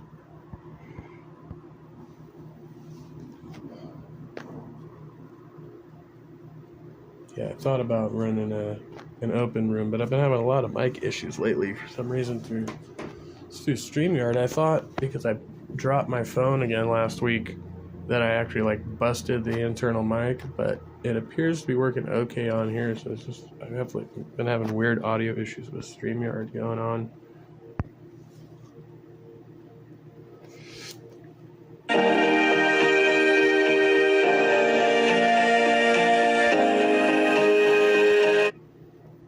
Transitionary species, like species that are adapting to its environment. There's tons of record of adaptation, and you see it in your own life. I mean, I have a lot of dogs. I see adaptation in dogs. This is from Clint's Reptiles, and I think he re-released this video because I felt like it was dropped before. But this, anyway. Dogs, through the litter to litter. But no, there's no evidence at all zero, that people, evolve seamlessly from a single cell amoeba. No, there's not. There's no chain in the fossil record of that at all. And that's why you don't actually hear people, you hear them make reference to evolution because the theory of adaptation is obviously true. But Darwin's theory's totally, that's why it's still a theory almost 200 years later, No, we've not found that at all. And I can't even guess. I mean, I have my own theories on it, but they're not proven. What are your theories? God created people, distinctly, and animals. I mean, I think that's I think what every person on Earth thought until the mid-19th century, actually. Right. It's not a new idea. There's a lot there. Well, hi there. My name is Clint Laidlaw. I'm an evolutionary biologist. I study evolutionary ecology, particularly life history evolution and evolution acceptance through teaching. I also believe in God. And a few months ago, we released our first video responding to creationist arguments against evolution, and I was shocked by the responses. Overall, I was pleasantly surprised. Honestly, we received a lot of positive feedback from atheists to young Earth creationists and pretty much everyone in between. It was what I hoped for. But it certainly wasn't what you always see online. And I was so thankful for all of your encouraging feedback. That some of the most hostile responses came from atheists, who I assume are the usual recipients of Kent Hovind's wax, and all because of one sentence that I've already repeated in this video. But the truth is that I really loved these comments because they perfectly illustrated why I needed to tell you that. And I'll get to that in a moment, but right now, I think we better talk about the clip we just watched. There is a lot there. So this was Tucker Carlson in a recent interview that he did with Joe Rogan. Tucker Carlson is, as far as I know, not a major creationist thought leader, but it does sound like he is a creationist based on these statements. He starts off by questioning that evolution is real, but admits that adaptation is real and measurable, and suggests that we've essentially given up on Darwin's account of evolution. He suggests that there should be a fossil record of evolution, but there isn't. Though there is lots of evidence of adaptation in the fossil record. You can even observe adaptation in your own life. He's seen it in dogs, even from one litter to the next. But there is no evidence that people evolved seamlessly from amoebas. There's no chain in the fossil record of that at all. The quote... Yeah, Clint's Reptiles is good. And this isn't like his usual content, but he's been doing more of these. That's why he rub some cream on it. Yeah, theory of adaptation is obviously true, but Darwin's theory is not. And that's why Darwin's theory is still a theory almost 200 years later. All right. Okay, so there are three big ideas here in my assessment. First, that adaptation is real, but there is no evidence for evolution as proposed by Darwin. Second, the fossil record does not show evidence of evolution, just adaptation, particularly no seamless transition from amoebas to humans. And third, this is why the theory of evolution is still just a theory. With regard to the first point, I think I understand what he's trying to say. He's saying that adaptation occurs, but does not accept that all organisms share common ancestors. The only funny thing is that adaptation as a concept was probably Darwin's biggest contribution to our current understanding of evolution. That organisms changed over time was fairly well understood before Darwin's time, but the mechanism of change was still pretty much a mystery. Darwin was the one that found sufficient evidence to propose and defend adaptation as a major mechanism of change. Today, the evidence for adaptation is so overwhelming that it has been incorporated even into most creationist models, and Tucker certainly seems to think that it is almost self-evidently true, but that wasn't the case in Darwin's day. So it seems that we don't have a problem with Darwin's mechanism of evolutionary change, though evolutionary biology today does demonstrate that adaptive change is not the only mechanism of evolutionary change. And Darwin certainly wasn't right about everything. The problem, however, seems to just be with the concept of shared ancestry after some point. It sounds like he acknowledges that diversification can happen, where different varieties can descend from common ancestors, like we've seen in domestic dogs. The question, I suppose, is just what are the limitations on that change and how much change has happened historically? And that really brings us to his... Are you related to a pineapple? I'm surprised I've never seen him before. Yeah, I think I saw Clint's first on HiveSci. Second point about the fossil record, though this isn't the only place where we could turn to address these questions. He says that the fossil record shows evidence of adaptation, but not evolution. Now, adaptation is a form of evolution, but I think he means common ancestry. Now, the thing is, technically, I can't show evidence of adaptation and not evolution. That's like saying that there's evidence that squirrels exist, but not mammals. But he is saying that the fossil record shows clear evidence of adaptation, but not common ancestry. And I would really like to hear him elaborate on this a bit. I'm curious what the evidence is of adaptation in his assessment. There is fossil evidence of organisms that were... The realm's only hope is in a leader strong enough. There is fossil evidence of organisms that were, at some point in the past, alive. Many were very different from the organisms that we see today. The fact that they lived at all suggests that they were, to some degree, suited to their environments. But to have evidence of adaptation, we would need to see evidence of changes occurring in populations over time. Changes that would specifically make them more successful in their respective environments, which we do have. I would just want to be sure that he recognizes this as well. To see this we would need to recognize that some fossils are older than others, and that younger fossils, in some cases, represent the descendants of the organisms we see as older fossils. And the big thing is we would need to see that these newer fossils have changes that suggest that they were differently adapted to their environments than were their ancestors. If we don't have evidence of change, then we don't have evidence of adaptation. And I don't have a problem with any of that. We do have fossil evidence of adaptive change. I would just want to be sure that we're on the same page. The thing is that we don't just have a fossil record of changes within the canids, for example. There is a point in the fossil record where we don't find any canids at all, but we find carnivorans with features similar to canids in other groups. Before that, we don't find carnivorans, but we find other eutherian mammals. Before mammals, we find synapsids with features unlike what we find in modern mammals, but more like other tetrapods, such as reptiles and amphibians. And this pattern continues on until the only evidence that we find of life at all is that of single-celled life. Now, this doesn't absolutely mean that all life descended from single-celled life, like amoebas, or that these fossils are all related to one another, but it is exactly the same sort of fossil evidence that we have for adaptation occurring in the ancient past. So I don't see how we have one and not the other. And that's why I'd love some clarification on those thoughts. The last point demonstrates a common misunderstanding of the word theory as it pertains to science. And this is probably the fault of the scientific community as much as it is a problem of laypeople. In colloquial English, the word theory pretty much means like an unsubstantiated idea, like Tucker's theories. So when you hear that something in science is a theory, it is easy to attach that meaning to the word. There are in science really 4 words that are often totally misunderstood, and those are hypothesis, theory, law, and fact. They are often misunderstood even by people in the scientific community, so I'll explain them really quickly. Fact has 2 meanings in science, and I'll give you one now and one here in a minute. So the first definition is a verifiable observation. That's a fact. Laws are descriptions, usually mathematical, of phenomena that occur, as far as we've observed, in exactly the same way every time under a very specific set of circumstances. So facts, again, are observations, and laws are descriptions. Now, hypotheses and theories are explanations. And it's important to understand the difference between an observation, a description, and an explanation. A description can be used to predict what will happen, but not why it happens. We have something called the law of universal gravitation. It is that the gravitational force between 2 objects equals the product of the masses of 2 objects divided by the squared distance between the centers of mass of the 2 objects, all multiplied by the gravitational constant. That is the mathematical description of the gravitational force that you would predict to observe based on all of our observations to this point, at least until Mercury and Einstein went and turned everything on its head. Because even laws are not set in stone. But we have a law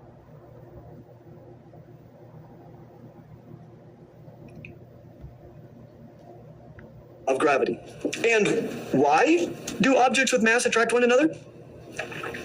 No idea. You know why? Because descriptions are not explanations. To understand why this happens, you would need an explanation. And that is where hypotheses and theories come in. But the difference between those 2 things is often poorly understood. Both of them are testable scientific explanations. The big difference is in their scope. Hypotheses explain a rather small number of phenomena, whereas a theory is an explanation that ties together multiple different phenomena that would otherwise appear to be unrelated or very loosely related. A hypothesis does not become a theory just because it. And while a theory is often composed of many related hypotheses, a hypothesis would not become a theory unless it turns out to explain far more than originally thought. But, and this is really important, no matter how well substantiated a theory may become, it never ceases to be a theory. Theory is the highest form of scientific explanation. It never becomes a law because an explanation isn't a description. And it isn't self-evident that a law is of greater value than a theory anyway, though both have their utility. A theory doesn't become an observation either. Explanations are not observations, but they must be able to be tested by what can be observed. That said, theories can potentially be considered facts, but only by the second definition of fact, which is...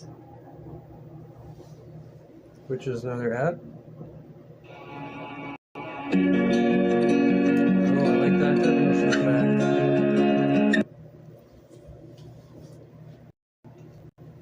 Something science that has been consistently supported that it no longer is of great utility to question its legitimacy. By this definition, it could be considered a fact, but that wouldn't mean that it would cease to be a theory. Theories can be rejected, but there is no point where a theory can graduate to a higher level. It's already the top. The theory 200 years must be pretty good. I gotta tell you, with every video that we make, we also make a Patreon extras video available only to our Stinkin' Rad fans at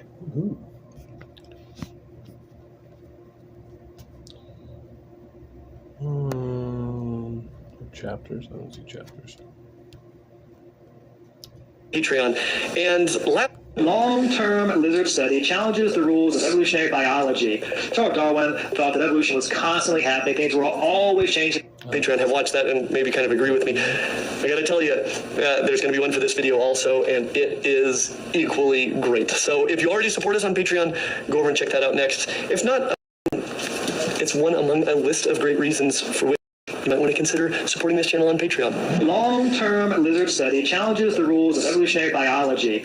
Charles Darwin thought that evolution was constantly happening. Things were always changing from one thing to another. And yet, here was a problem. When you looked at the fossil record and found the fossil of like lizards, for example, you find that the lizards look amazingly like lizards with no real change over time. They've also noted here recently we have seen tons of evidence where we see rapid evolution occurring even in one generation. And so we see rapid evolution, rapid change happening presently, but there's a lack of change in the fossil record. What's really happening here is just So he's moving on to another video, I guess. That was the conclusion of the Tucker Carlson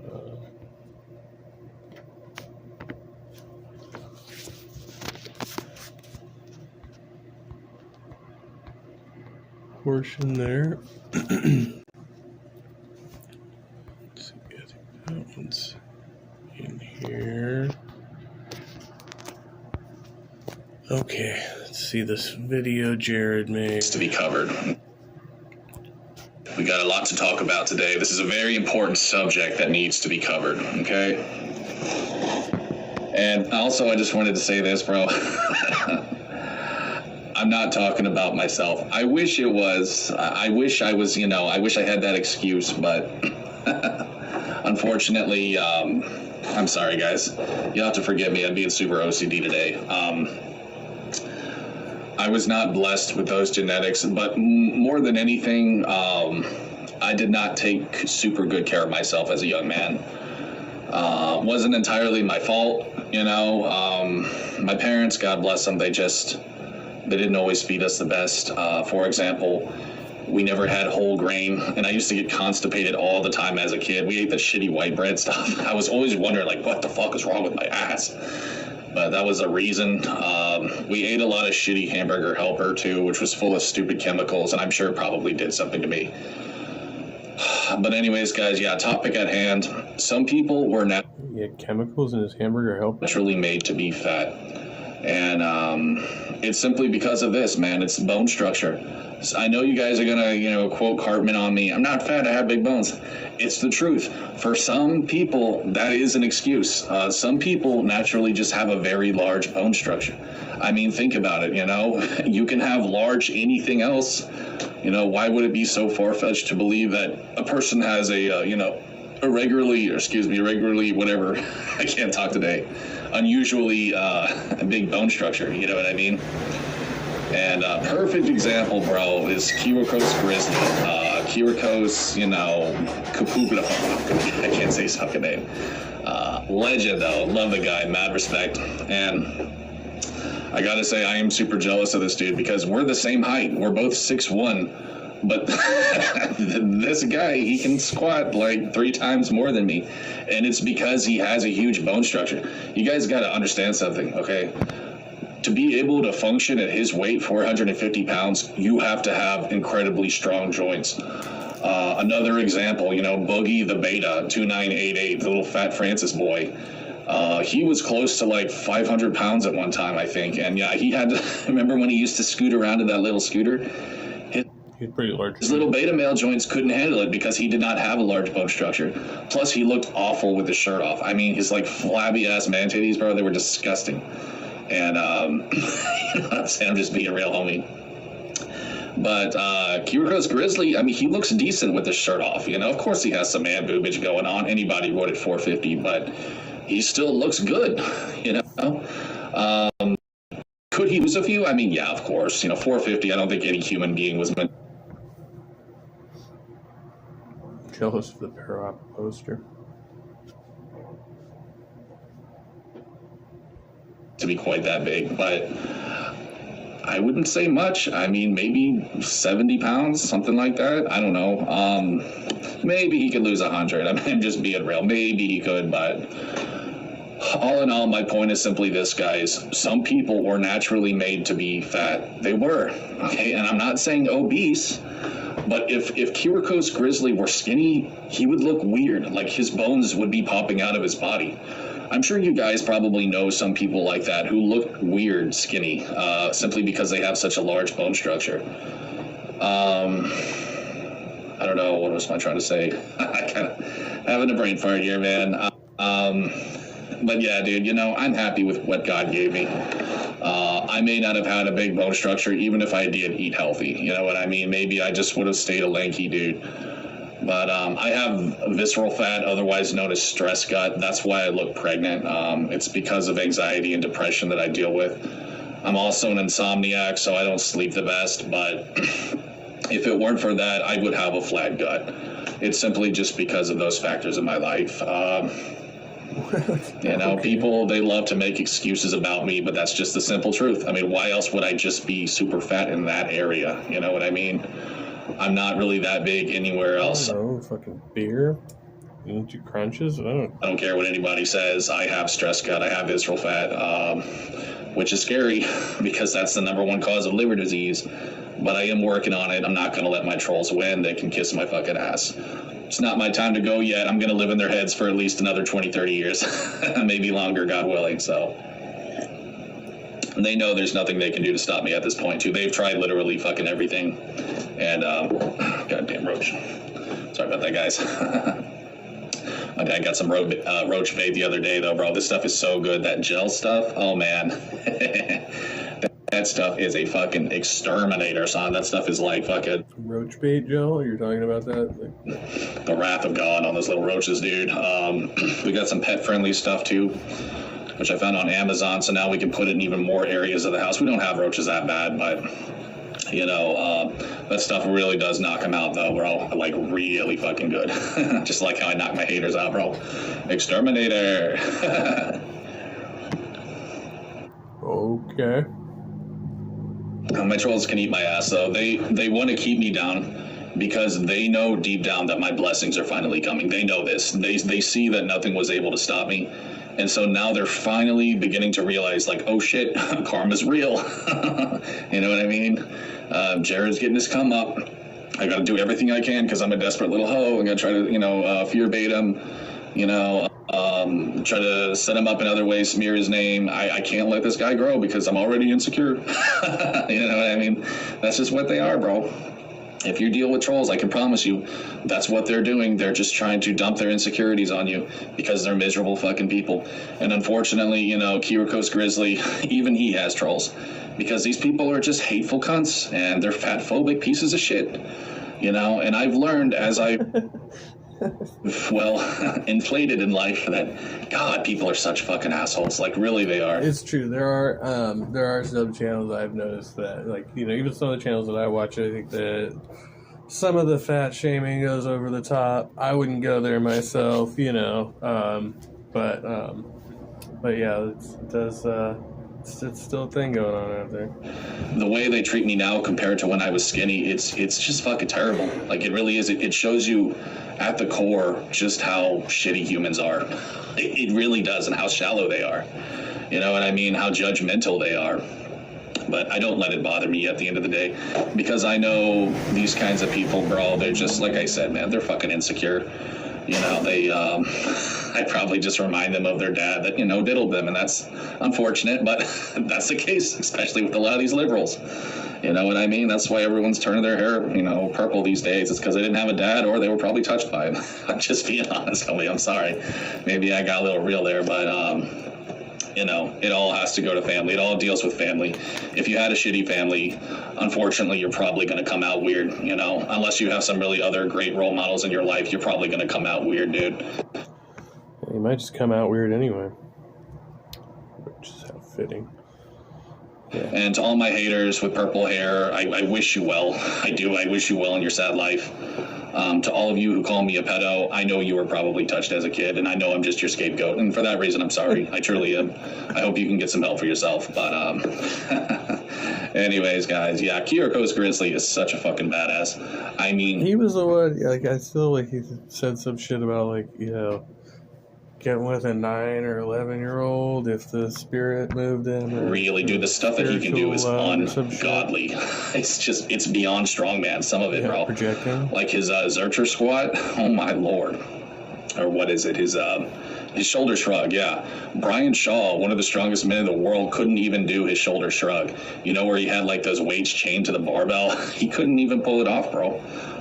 He's literally a grizzly bear. You would not want to fuck with this guy. I'm telling you guys, like, I've seen him do his fucking MMA shit. Oh my lord. Like, when he hits those pads, bro, I've never heard that sound before from a fucking pad. It sounds like a shotgun, dude. You would not want to get fucking hit by this guy. He would murder you. Like, this is a guy, in all seriousness, this is someone who could murder somebody with his bare hands. He could. You know, he seems like a humble guy, and I'm sure he probably wouldn't say that, but when you get to that level of, like, all-out girthiness and strength, oh, my lord, he could snap somebody's head right off. If he wanted to, bro, he has the grip strength. He has the muscle to, like, literally snap someone's neck like a chicken. Like, he could really, really fuck somebody up. I'm being brutally honest, bro. You know what I'm saying? Goddamn roach.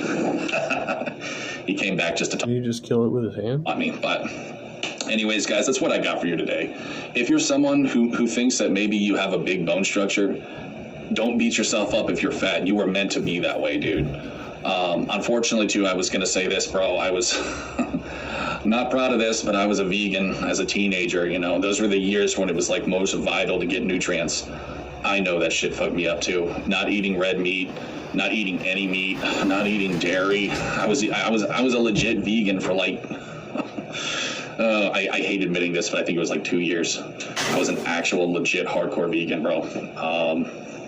You know, we all fuck up in life, bro. We all make mistakes. I learned from that terrible mistake, and I manned the fuck up. You know what I mean? Animals were meant to be eaten, okay? They were meant to serve us. They're below us as human beings. I love animals, but you need to recognize that. They're not, you know, on our level. God put them here for us to consume, but also to take care of and also to love and nurture. I know that may sound like a contradiction, but I'm just saying. That's just what I believe. I mean, can you survive as a vegan? Yes, but it's much harder. We're meant to eat both animals and vegetables. That's just what we were meant to do. We are naturally omnivore creatures. I don't care what anyone says. Oh, you're sharp. I mean, I guess I just have to do a general disclaimer since this is YouTube. Don't take any health or fitness advice from this guy. Teeth are just meant to eat, you know, fucking hard produce. No, bitch, I don't think so. Trusty Ape does not endorse these views. Okay, I really don't think so. I remember when I was a vegan, bro, it fucked me up, you know, and I wasn't the healthiest of all vegans, but I had no energy, bro. And it was because I was getting hardly any amino acids in me, bro. I was a scrawny motherfucker. I looked like shit. Yeah, I was not getting amino acids are basically just protein. They're different kinds of protein. So I was a weakling. I was a scrawny little shit in high school because of that. You know, and for that very reason, I will say this: you actually can get strong as a vegan. There's that one power lifter guy. I forget his name. Clarence Zero, I think it is. Oh, that guy is crazy strong. You know, and he claims to be vegan, so you can do it, but it's just much harder. And I will say this, bro. Oh, daddy, you're going to have some smelly farts, because I remember that too, bro. Vegan farts are the absolute worst. They can bring an elephant to its knees, dude. You know, I guess from all those green vegetables, I don't really know. Oh, I had some toxic farts, but anyways, guys, I hope this video can help one of y'all and maybe bring somebody a laugh. You know, that's what I'm here for, guys. Try and make you laugh. Try and bless your day. So God bless you guys. Thanks for watching. Peace. It's funniest shit I've seen all day. No, I'm joking. Obviously not. Have you ever wondered what baked Alaska would be like in reverse? Of course not. That would be idiotic. But apparently the universe had that question. Okay, we already got through the end. We'd had big bongs. Oh, I do. Rhyme for the amazing content that this man puts out.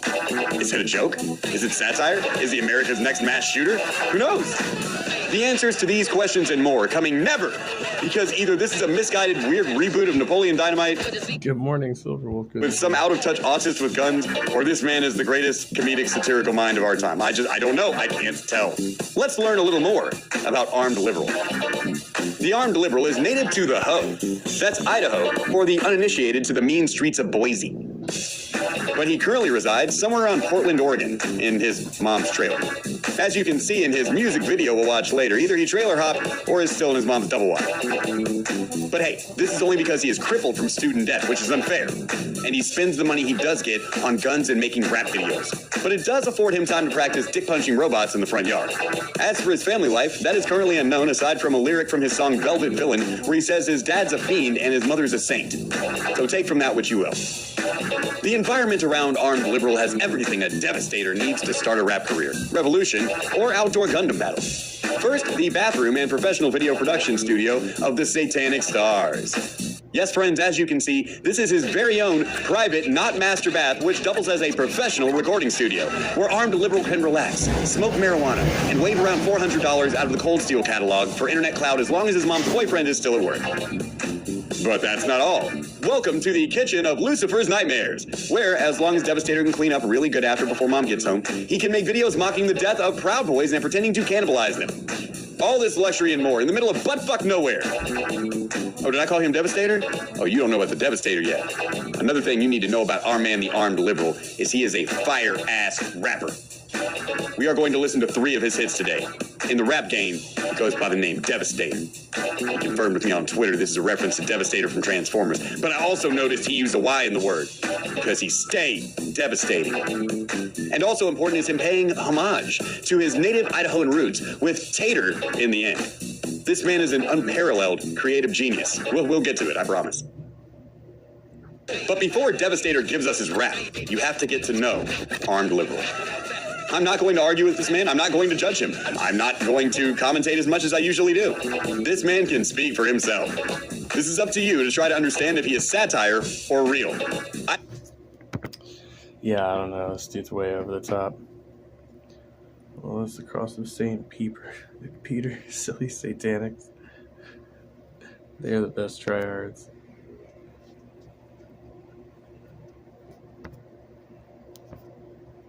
I don't know how a man like this could exist in the real world, as he seems to wildly flail back and forth like even he doesn't know where the gimmick ends and the man begins.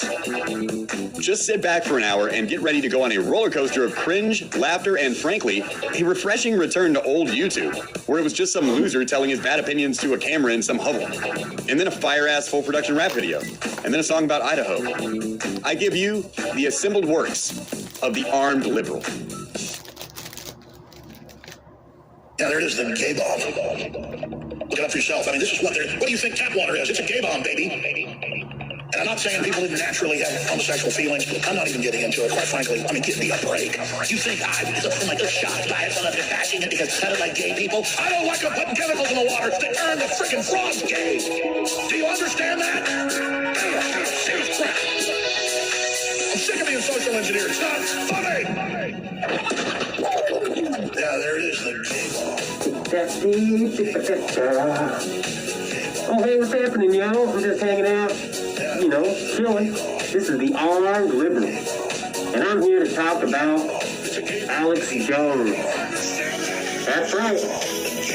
So yeah, I don't know what happened if this guy ended up getting trolled off YouTube or what, because I couldn't find anything. I could only find people covering his content, but I couldn't find the actual channel when I tried to look for it. Alex Buffet Jones was sued $4 million yesterday, but today he had to pay. Alex Jones is a Trump supporter and the perfect definition of a Trump supporter, like I was saying. Trump supporters are very weak and usually a little bit overweight. He probably has less than 5 years left when you look at his state of health and his triple chins. Anyway, Alex Jones lied for 10 years about the tragedy that happened at Sandy Hook.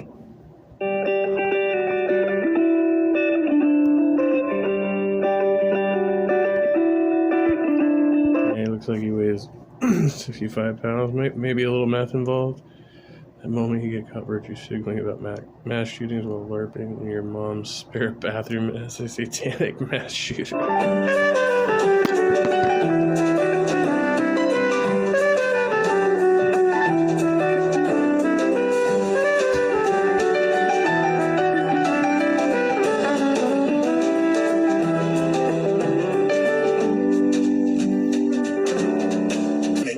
went and spent 10 years spreading lies to upset and basically just destroy those families who were already suffering.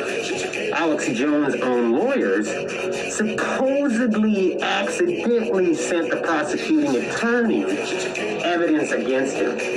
And in my opinion, I think that Alex Jones' attorneys purposely sent that text information to the prosecuting attorneys because his lawyers knew how horrible a person Alex Jones is. And he's going to be coming up on charges for January 6th. So this is fucking amazing. And then who was next in line? That big, orange, fat, McDonald's fucking grubbing cocksucker, Donald Jackass Trump. That's right. He's either going to be indicted or he's going to be dead in the next 5 years. And he's just Jesus. a prime example of what's continuing to happen to the unhinged, huh? Just a little bit. traitors who joined on Trump's team. Once again, I'm the armed liberal. These are just my opinions. I hope I offend everybody who is a religious or Republican individual. Actually, not Republican, more Trump-publican. Not all Republicans are bad, but the ones who are cult-minded typically are. Anyway, don't forget to... Is that the Bush guy? His racing jacket? I can't remember that. Who drives that one? Or drove that one? At around 4 a.m., a man drove a car into a barricade near Capitol Hill. Capitol Police say the car then became engulfed in flames and the man fired several shots into the air before killing himself. It's unclear what the man's motive may have been. Capitol Police say it doesn't appear he was targeting members of Congress who are on recess. Richard Aaron York III. Richard Aaron York III. Oh, got the cracking out. That's some gnarly stuff there. Kurt Busch, yeah, okay, right, got it. That's why God said, "Have mercy, poor creature." Richard Aaron York III. Richard Aaron York III. Hello, I am the armed liberal. I'm here to talk about Richard Aaron York III. Now, this dumb son of a bitch was a 29-year-old from douche barrel. Oh, I thought. See, I was about to say, how's he gonna smoke marijuana with the mask? Yeah, whatever the fuck it was, somewhere. And they went to the Capitol and got themselves suicided because they were trying to support Donald Trump, I think. And he just accidentally discharged his weapon while he's doing his little. Essentially, what I think happened is that was the end of the tweet that one guy was talking about, like tomorrow is war, sleep well. Whatever that white guy's name was, he just fucked up. You know what I'm saying? And the reality is that it was unnecessary. You know, the guy probably has a family and some kids, perhaps. The guy was 29 years old. There's a high chance he had some children he left behind, but perhaps they weren't important enough, and Donald Trump was more important than him. And this guy, fucking Richard Aaron York III, fucking got himself killed. He killed himself. That's the thing. He went down like a fucking wannabe Mr. Patriot Mel Gibson and fucking showed up. And when the fucking cavalry actually arrived in front of him, what did he do? He fucking shot himself. That is like the perfect example of a fucking Trumper. They get right down to it and they fucking fold. There's nobody on this planet worth that, you know what I'm saying? I'll never understand these evangelical Christian Trumper Republican style people, man. Like they're out of their element. Just like that stupid bitch Ashley Babbitt, the fucking shot got herself killed because I'm gonna play hero and jump through the fucking door and boom boom and wow, surprise! And so these cocksucker, dumbass, fucking Republican, fucking stupid Christian, fucking cult-minded, stupid cocksuckers are all about, let me just kill myself and sacrifice my family and my one only shot on this world for some fucking TV personality.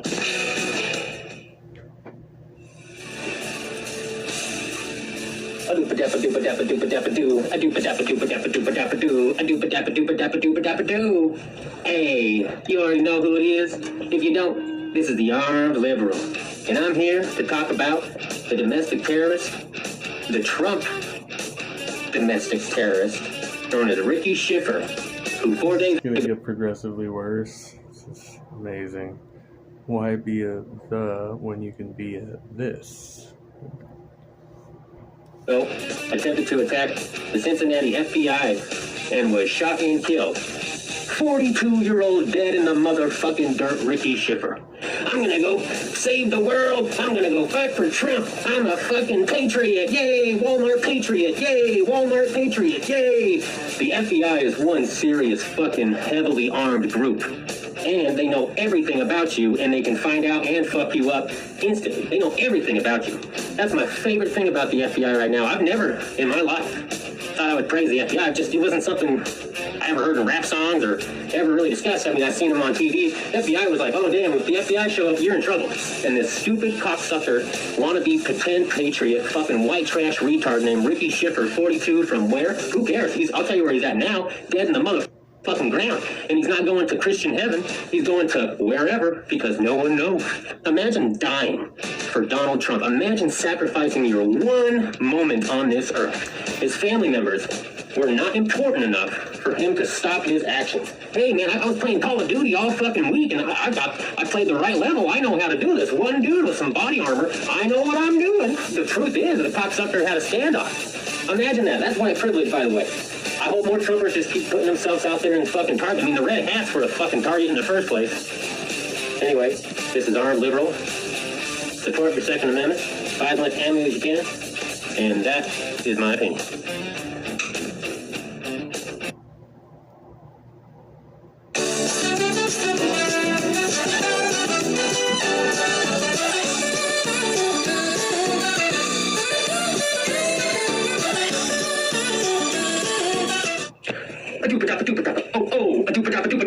Oh, hail Satan.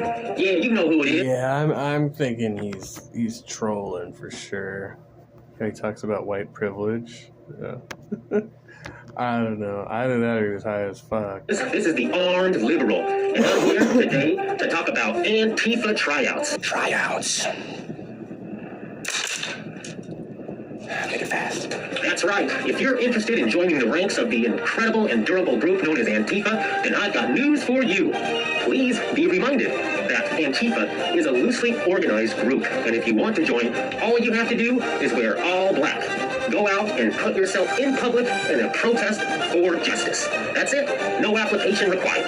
And some Antifa members are a little bit more veteran in their work.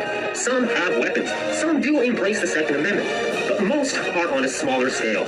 However, what I'm getting at is Antifa is a much stronger and much more successful group compared to the other group known as the Proud Boys. And you have to remember, heavily armed, military-clad, Brady SEALs and Proud Boys, Doughboys, the Oath Fakers, all these obese fat dudes with guns and military gear were getting their asses kicked by kids in skinny jeans who were making concrete milkshakes, who were taking quick mix concrete, putting it in like a fucking cup that you get at a grocery store, gas station, excuse me, and just chucking them away against people that were spending thousands of dollars on military weapons, who were going out in public being like, we're gonna kill you in the name of Trump, and they were getting their asses kicked by kids that worked at Hot Topic. I'm telling you, Antifa tryouts, all you gotta do is be a patriot and be able to spot a communist wearing camo. That's my opinion. Once again, I'm the Armed Liberal, hail Satan, and remember to support the Second Amendment. Hey, what's happening? You know who it is? Maybe you don't. Hail Satan, remember to support the Second Amendment.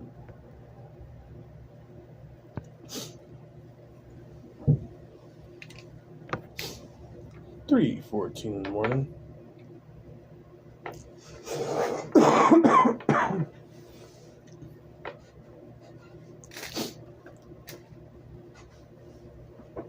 Fucking try to pull a fast one on me. I tried it because I posted my shifts for trade. I tried to call and see if I wanted the night off, and I almost said yes. I really wanted the fucking night off, and executive brain took over. I was like, oh no, need those hours. So I was like, nope, can't do it. And so yeah, I'm out here once again.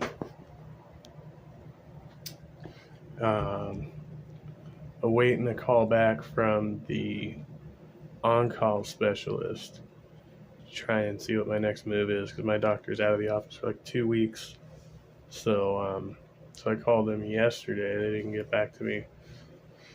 So I expect I'll be getting a call in the morning at some point. So. Oh, well, now you do. It's me, Beyond.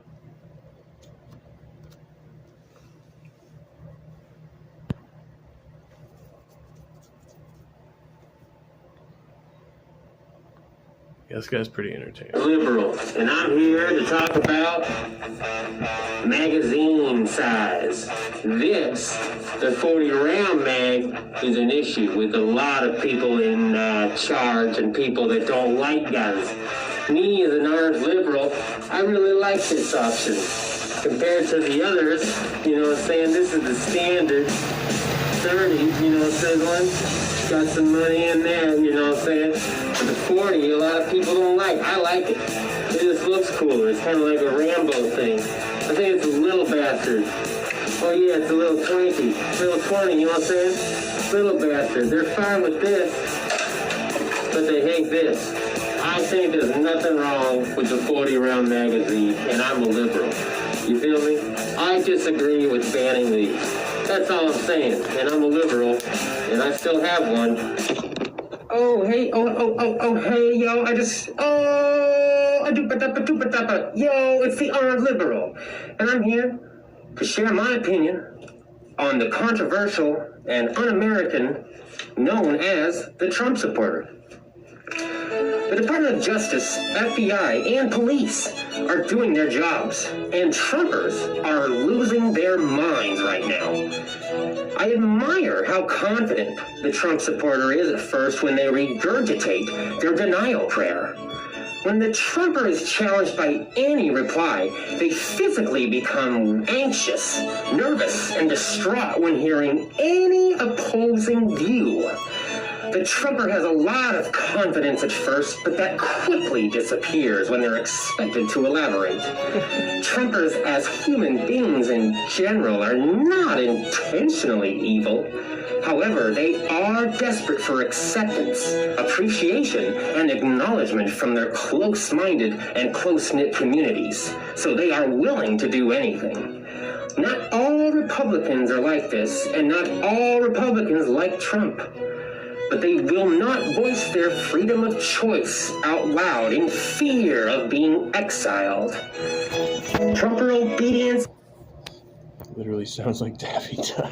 is relative and similar to a religious faith obedience. To the point said individual will not question the movement or conspiracy, therefore obediently following their small community praises. An example, Trump and or the lies from Alex Jones, Bannon, or any of the MAGA Republicans.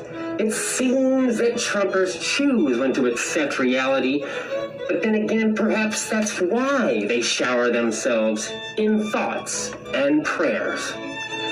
Take your party back, Republicans. History is watching you. Liberals support the Second Amendment now. Now tell me, who needs to change? I am the armed liberal, and that was my written opinion about the Trump supporter. Hey, what's happening? This is Armed Liberal, and today it's a Sunday session. Today, I'd like to speak about my opinions on how I feel about religion. Now, as an atheist, which I am, I believe that as an American, you have every right to believe in whatever faith you choose to. That is your American right. However, we also have freedom from religion in America. Hence the whole reason why the fucking colonized people from Europe came clear to fuck over here, fucked up everything. Anyway, my point, if you are an American and you are religious, that is your American right. But I only see that as if it's your choice. If you were baptized at a young age into any religion, then technically it wasn't your choice, and you were forced into it. Me as an atheist, I was forced baptized, actually twice. I was baptized in the Mormon pools or faith, whatever the fuck you want to call them, and then the Methodist pools or faith or whatever the fuck you want to call them. I grew up in Idaho, the Jack Mormon state, where they're all pretenders and they've got Mormons there, but they're just like dumb and uneducated people. I'm an atheist by my American choice. I don't believe in God. I never will believe in God. It makes no logical sense to believe in something that's silly to me. It's my opinion. Anyone that believes in it, that's up to you if you want. But the minute you start telling me I have to, that's infringing on my American rights. So it's interesting how Republicans or religious people, I say Republicans because all Republicans pretend to be religious. They associate with Christianity just so that they can stay within the community and benefit from whatever they may benefit from. So all I know is God. I don't know. I don't know if I'm buying any of this shit. I think it's a satire for sure, but I don't. Could be. Doesn't exist. And one of the best.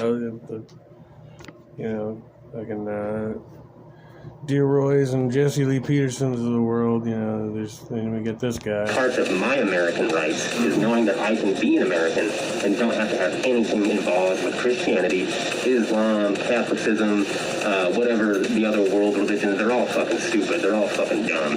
The dumbest one is Mormons. Like, they're just stupid. Like, that was a completely, one of the most dumbest faith groups of all time. Joseph Smith, the founder, was a convicted con artist. And you can look up his arrest records all the time. That stupid cocksucker was dating underage girls and trying to spread that fucking message around. So the Mormon faith is nothing more. And what I just said, yes, you can look it up. Look up right now, Joseph Smith's youngest wife. And you'll find a 12-year-old girl when he was in his 20s or 30s. Mormons love pedophilia. So, as an American atheist, jeez, it is your choice and your right to be free from religion. Or it's your choice to join it. If you're an adult and you just really feel like you want to be a part of a church or a cult, that's your American right. But if you're forcing children into it by dunking them in the pool, that's un-American. Once again, I'm the armed liberal. I hope I've offended many people out there. Bye-bye. So, check out some Flat Earth. Some Flat Earth.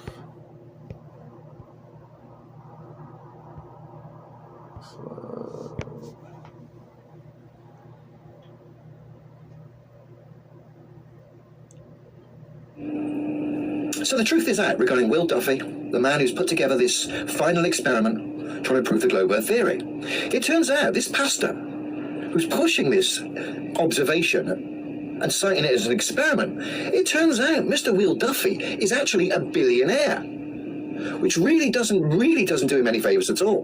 Because rather than go to Antarctica and potentially get an inconclusive observation because of bad weather, Will could have become one of the most famous people on Earth by chartering an aeroplane, which he's a billionaire, shouldn't be a walk in the park for him as far as the finances are concerned.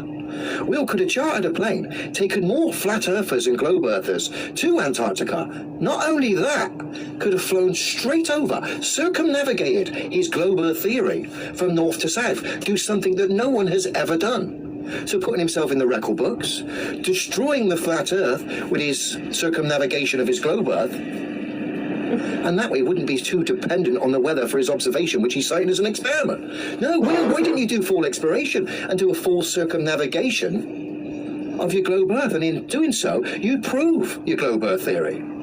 Very strange stuff, I'll tell you. And then when you add to the fact that the people who are going to represent the flat Earth in this experiment that's being cited as an observation, the people that are going from the flat Earth side are people who've got a history of thinking they were going to star in a documentary. But what actually happened, they starred hugely in a mockumentary. So we've got people who've got a history of being mugged off, going now to Antarctica, when really they didn't need to anyway. This guy's got £1 billion, he could have paid for a flight and taken loads of people, circumnavigated the globe Earth, sold the rights to various other people, made his money back, and more for advertising. But no, it seems like Will wants to do a stargazing thing. And he's going to take the people who have already starred in what should have been documentaries, but turn out to be mockumentaries. Can you see where this is going?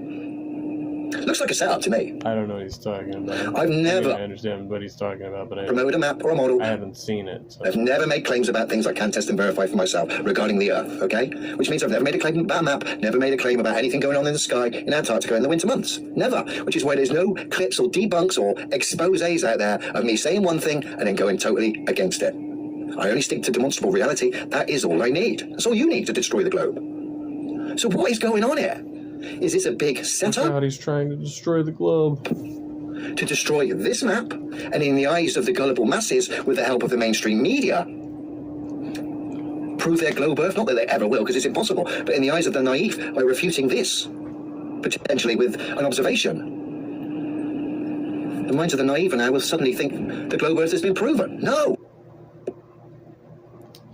Flat Earthers are allowed in Antarctica.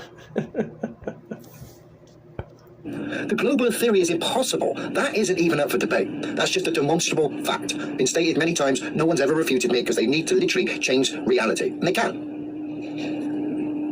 So what is all this about? Now, if I was, as you know, they like the powers that shouldn't be like to control the opposition. And what they've done, excuse me, they've got a history of setting up an opposition to whatever it may be. In this instance, the flat Earth is the opposition to the globe Earth, and this map is what's cited as the flat Earth, the alternative model. So what these people have a history of doing, and what would be the perfect way to do it, would be to dig this map up for 10 years in your algorithms, get certain personalities to buy into this map. These guys, I mean, I'm just thinking, like, are there no rich flat earthers? Like, they can't, like set this up themselves? Or they gotta be like, oh, they're all... Get certain personalities to push this map. And once you've got that wrapped up, after all about... the rich guys are Globers, so they're part of the conspiracy. 10 years of pushing it through the algorithms and certain characters. Adding to that by holding back, that's if there is a 24-hour sun in Antarctica. Let's just say there is. I'm not claiming there is, let's just say there is. You hold back all the uncut footage to set a trap for the flat earthers to make these claims. Finally, you get them to go there, and let's say there is a 24-hour sun. Doesn't prove a globe. Far from it. Just destroys a map which was sold to certain people back in the early days anyway, which a lot of people saw the problems with that map by buying into a product that they hadn't tested and verified for themselves, but others ran with it. So is this a huge setup to make certain people and the flat earth look ridiculous yet again? I'm starting to think so, because if this was about proof of a globe Earth theory, our billionaire friend here would have chartered a plane and taken loads of people, sold the television rights, could have got loads of people involved, and it would have paid for itself, destroyed the flat Earth, of course, if the globe Earth was true, which is not, which is why rather than charter an aeroplane and circumnavigate the globe north to south, proving to all that the Earth is a ball through exploration rather than observation. But no, they've gone the final experiment route, which is an observation side into experiment. Very suspicious of all of this. Like I've said many times, all you need is demonstrable reality. But let's just say you're one of the people that's promoted this map. And this map has attachments now to the words flat Earth and attachments to anyone in the eyes of the gullible, the mainstream media believers. This map's attached to anyone that does not believe in the globe Earth theory. That is how the psychology of the mainstream believer works. They're not too savvy. They don't have discernment. So is this another hit piece to put a final nail in the coffin of the propaganda version of flat Earth? It seems that way. And like I said, the people who are accepting to go there, to Antarctica, to look at this observation, which is being cited as an experiment, have already starred in, well, at least 2 mockumentaries that I've seen already. So it's like the pieces of the pantomime puzzle have been put in place here. If this was genuine and about really proving a globe Earth, our billionaire mate here would have chartered a plane.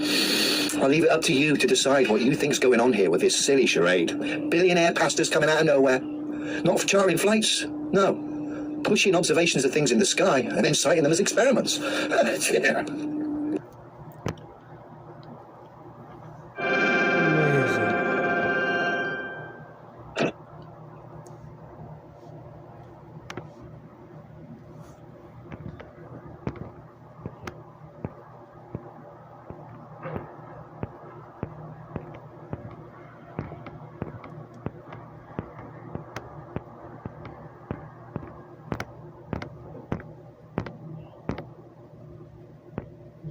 Funny back here. Oh, G-Man.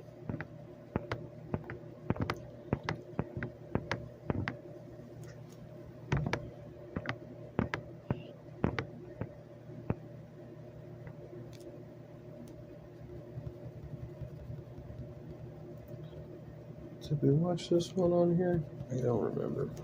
All right.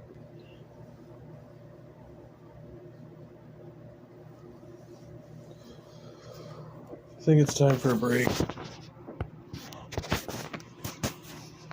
If the world was flat, how would money move around? Good point. Very good point.